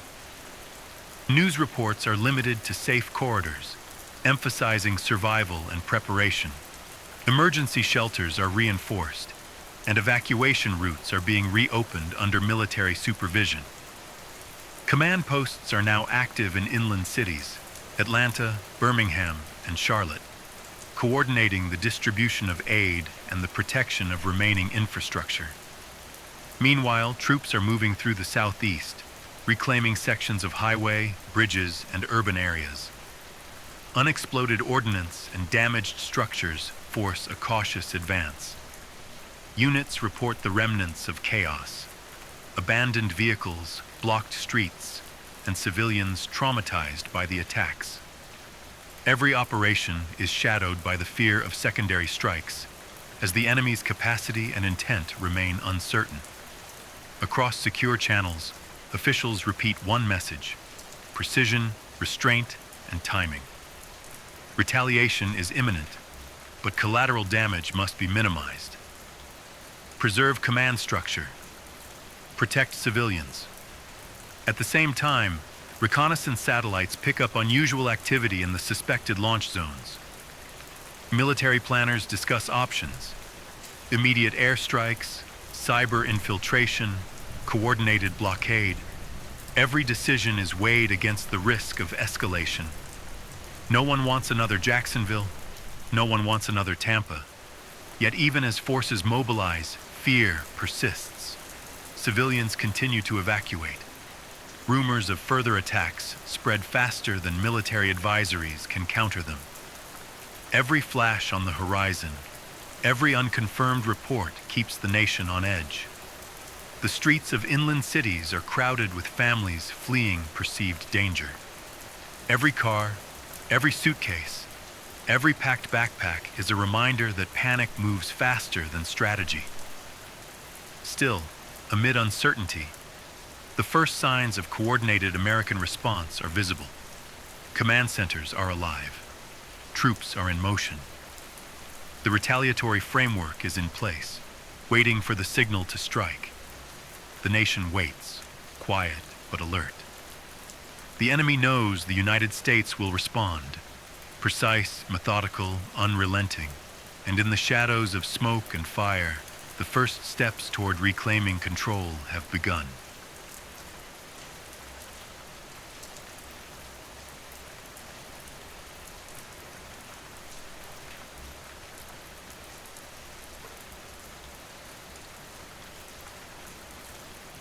"15 days since the initial strikes. The country has moved from shock into action. The silence has ended. The response is deliberate, forceful, and unmistakable. Command nodes once isolated by the attacks are beginning to speak again, their voices low and precise. Orders flow through hardened channels. Reconnaissance, identification, engagement. What followed was not a knee-jerk retaliation, but a coordinated campaign, a sequence of surgical actions aimed at dismantling the adversaries to strike and to plan. Within hours of confirmation, long-range assets were deployed. Air forces struck confirmed military targets, crippling the communications and logistical hubs used to coordinate the original attacks. Missiles found hardened facilities. Imagery shows rows of infrastructure collapsing into smoke. The effect was immediate. The attackers' network, the web that enabled the initial strikes, began to fray. Special operations units moved undercover, targeting key personnel and sensitive sites identified through painstaking intelligence work. These teams worked in darkness and silence, extracting high-value individuals, disabling command equipment, and recovering data caches that point to wider networks. The precision was clinical: minimize collateral harm, maximize impact on the opponent's decision-making. Naval and air patrols enforced no-go zones where necessary, intercepting suspect movements and preventing resupply. Surveillance drones hung over suspected staging areas, their feeds relayed to analysts who picked apart patterns in real time. Every detected transmission was hunted. Every cluster of activity was cataloged and, when confirmed hostile, neutralized. On the home front, the change was visible. Supply lines that had been choked open again under military escort. Convoys moved with purpose, bringing fuel, medicine, and essentials to shelters and field hospitals. Bridges and thoroughfares were secured. Where fear had once paralyzed a population, a cautious confidence began to return. The state had acted not in panic, but with intent. For civilians in the struck cities, the strikes in return were a bitter relief. Distance did not erase the trauma, but it shifted perception. Explosions that once meant catastrophe now also signaled retribution for those who had chosen to attack. People watched distant plumes of smoke and debated whether each plume marked justice or escalation. Either way, the balance had changed. Communications from military command emphasized restraint, even as they promised consequence. "We will neutralize the threat to prevent further strikes. We will avoid unnecessary harm to civilians that balance guided every mission. The aim was strategic degradation, to remove the adversary's capacity for coordinated offensives, not to burn whole regions into ruin. Initial assessments show the campaign working. Command cohesion among the attackers appears disrupted. Logistics are hampered. Encrypted links are compromised. Intercepted transmissions reveal confusion and rerouting, a sign that centralized planning has been fractured, yet the theater remains tense. Retaliation buys space and time, not certainty. Civilians are told to remain vigilant, to heed evacuation orders, and to trust verified channels only. The nation has answered. The message is clear and adamant. Aggression will be met with resolve. The days ahead will determine whether that resolve restores stability or deepens the conflict. But for now, the response is resolute, methodical, and unmistakable.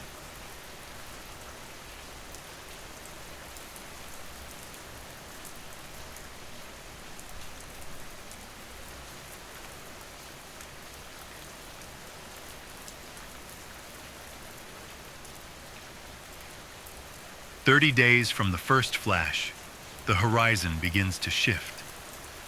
What started as a night of fire has moved into a month of calculated pressure, and now, slowly, an answer has come. The opposition's organized offensive capacity has collapsed, not with parades or proclamations, but with silence. Empty command nets, abandoned staging areas, and a surrender carried on channels that once carried only coded intent. The surrender arrived not as a single moment, but as a collapse of systems. Supply lines failed. Communications that once threaded their forces together fell apart, rendering coordinated action impossible. Under relentless, disciplined pressure, strikes aimed at arteries of command and the precise removal of key nodes, the machinery that made those early attacks possible simply stopped. Where there had been a web, there is now a series of broken wires. Across the field, small groups laid down arms. Aerial corridors once choked with activity grew quiet. Naval movements stalled. In remote pockets, skirmishes flared, then faded. The larger structure, the center that ordered and planned, acknowledged that it could no longer sustain a campaign. They sought terms. They offered surrender. The message was terse, mediated through intermediaries and encrypted channels now under watchful eyes. For civilians in Jacksonville and Tampa, for the families who spent nights in basements and gymnasiums, the news arrived in fragments. A whispered confirmation on a handheld radio, a bulletin posted on a makeshift board, a relay operator's exhausted laugh. Relief does not sweep away loss. It does not rebuild what the fires took, nor does it fill the empty beds of those who did not return. But relief changes the tenor of tomorrow. It opens a narrow space to breathe, to count, to mourn, and to begin the slow labor of repair. There is another story beneath the military logs and satellite images, the story of a people tested and not broken. For every shuttered storefront and burned block, there are lines of neighbors helping neighbors, clinics running on borrowed time and fuel, and volunteers moving with a resolve that does not ask for credit. The strain has been immense, the grief deep, but there is a stubbornness that does not yield. Communities organizing cleanups, kitchens forming under open canopies, teachers tutoring children by flashlight. It is a quiet endurance, practical and relentless. Leadership, now visible and speaking plainly, frames the victory with caution. Officials speak of restraint and of rebuilding, but also of memory. The message is unambiguous. Aggression was met and defeated. The nation defended itself. The calculus of any future attack must account for an unmatched will to respond. There is a vow, repeated across official lines and in the hushed conversations of townsfolk. The nation can absorb pain, but it will answer pain in kind, and it will not forget. Globally, the surrender ripples outward. Allies step in with aid, with engineers and medicine. Neutral states watch navigational lanes open and trade routes tentatively resume. Institutions that once bent under the weight of fear begin to reassert routines. Yet the world has changed in ways that will be measured for years. Alliances recalibrate, defenses are hardened, and arguments over accountability will shape diplomacy for a long time. This chapter closes not with triumphalism, but with the hard light of consequence. Victory here is not the erasure of cost. It is the decisive end of a campaign that threatened to unravel normal life. The people who endured the worst now stand in a landscape of rubble and memory, and with steady hands, they begin to rebuild. The final voice in this transmission is neither boastful nor vengeful. It is resolute. Let it be recorded that when struck, the nation answered with force and with purpose. Let it be recorded that the people who lived through the dark days stood firm, sustained one another, and carried forward. And let it be remembered, endurance does not mean passivity. It means surviving, learning, and ensuring that any who would inflict such harm know they will face a response as determined as the nation they challenged.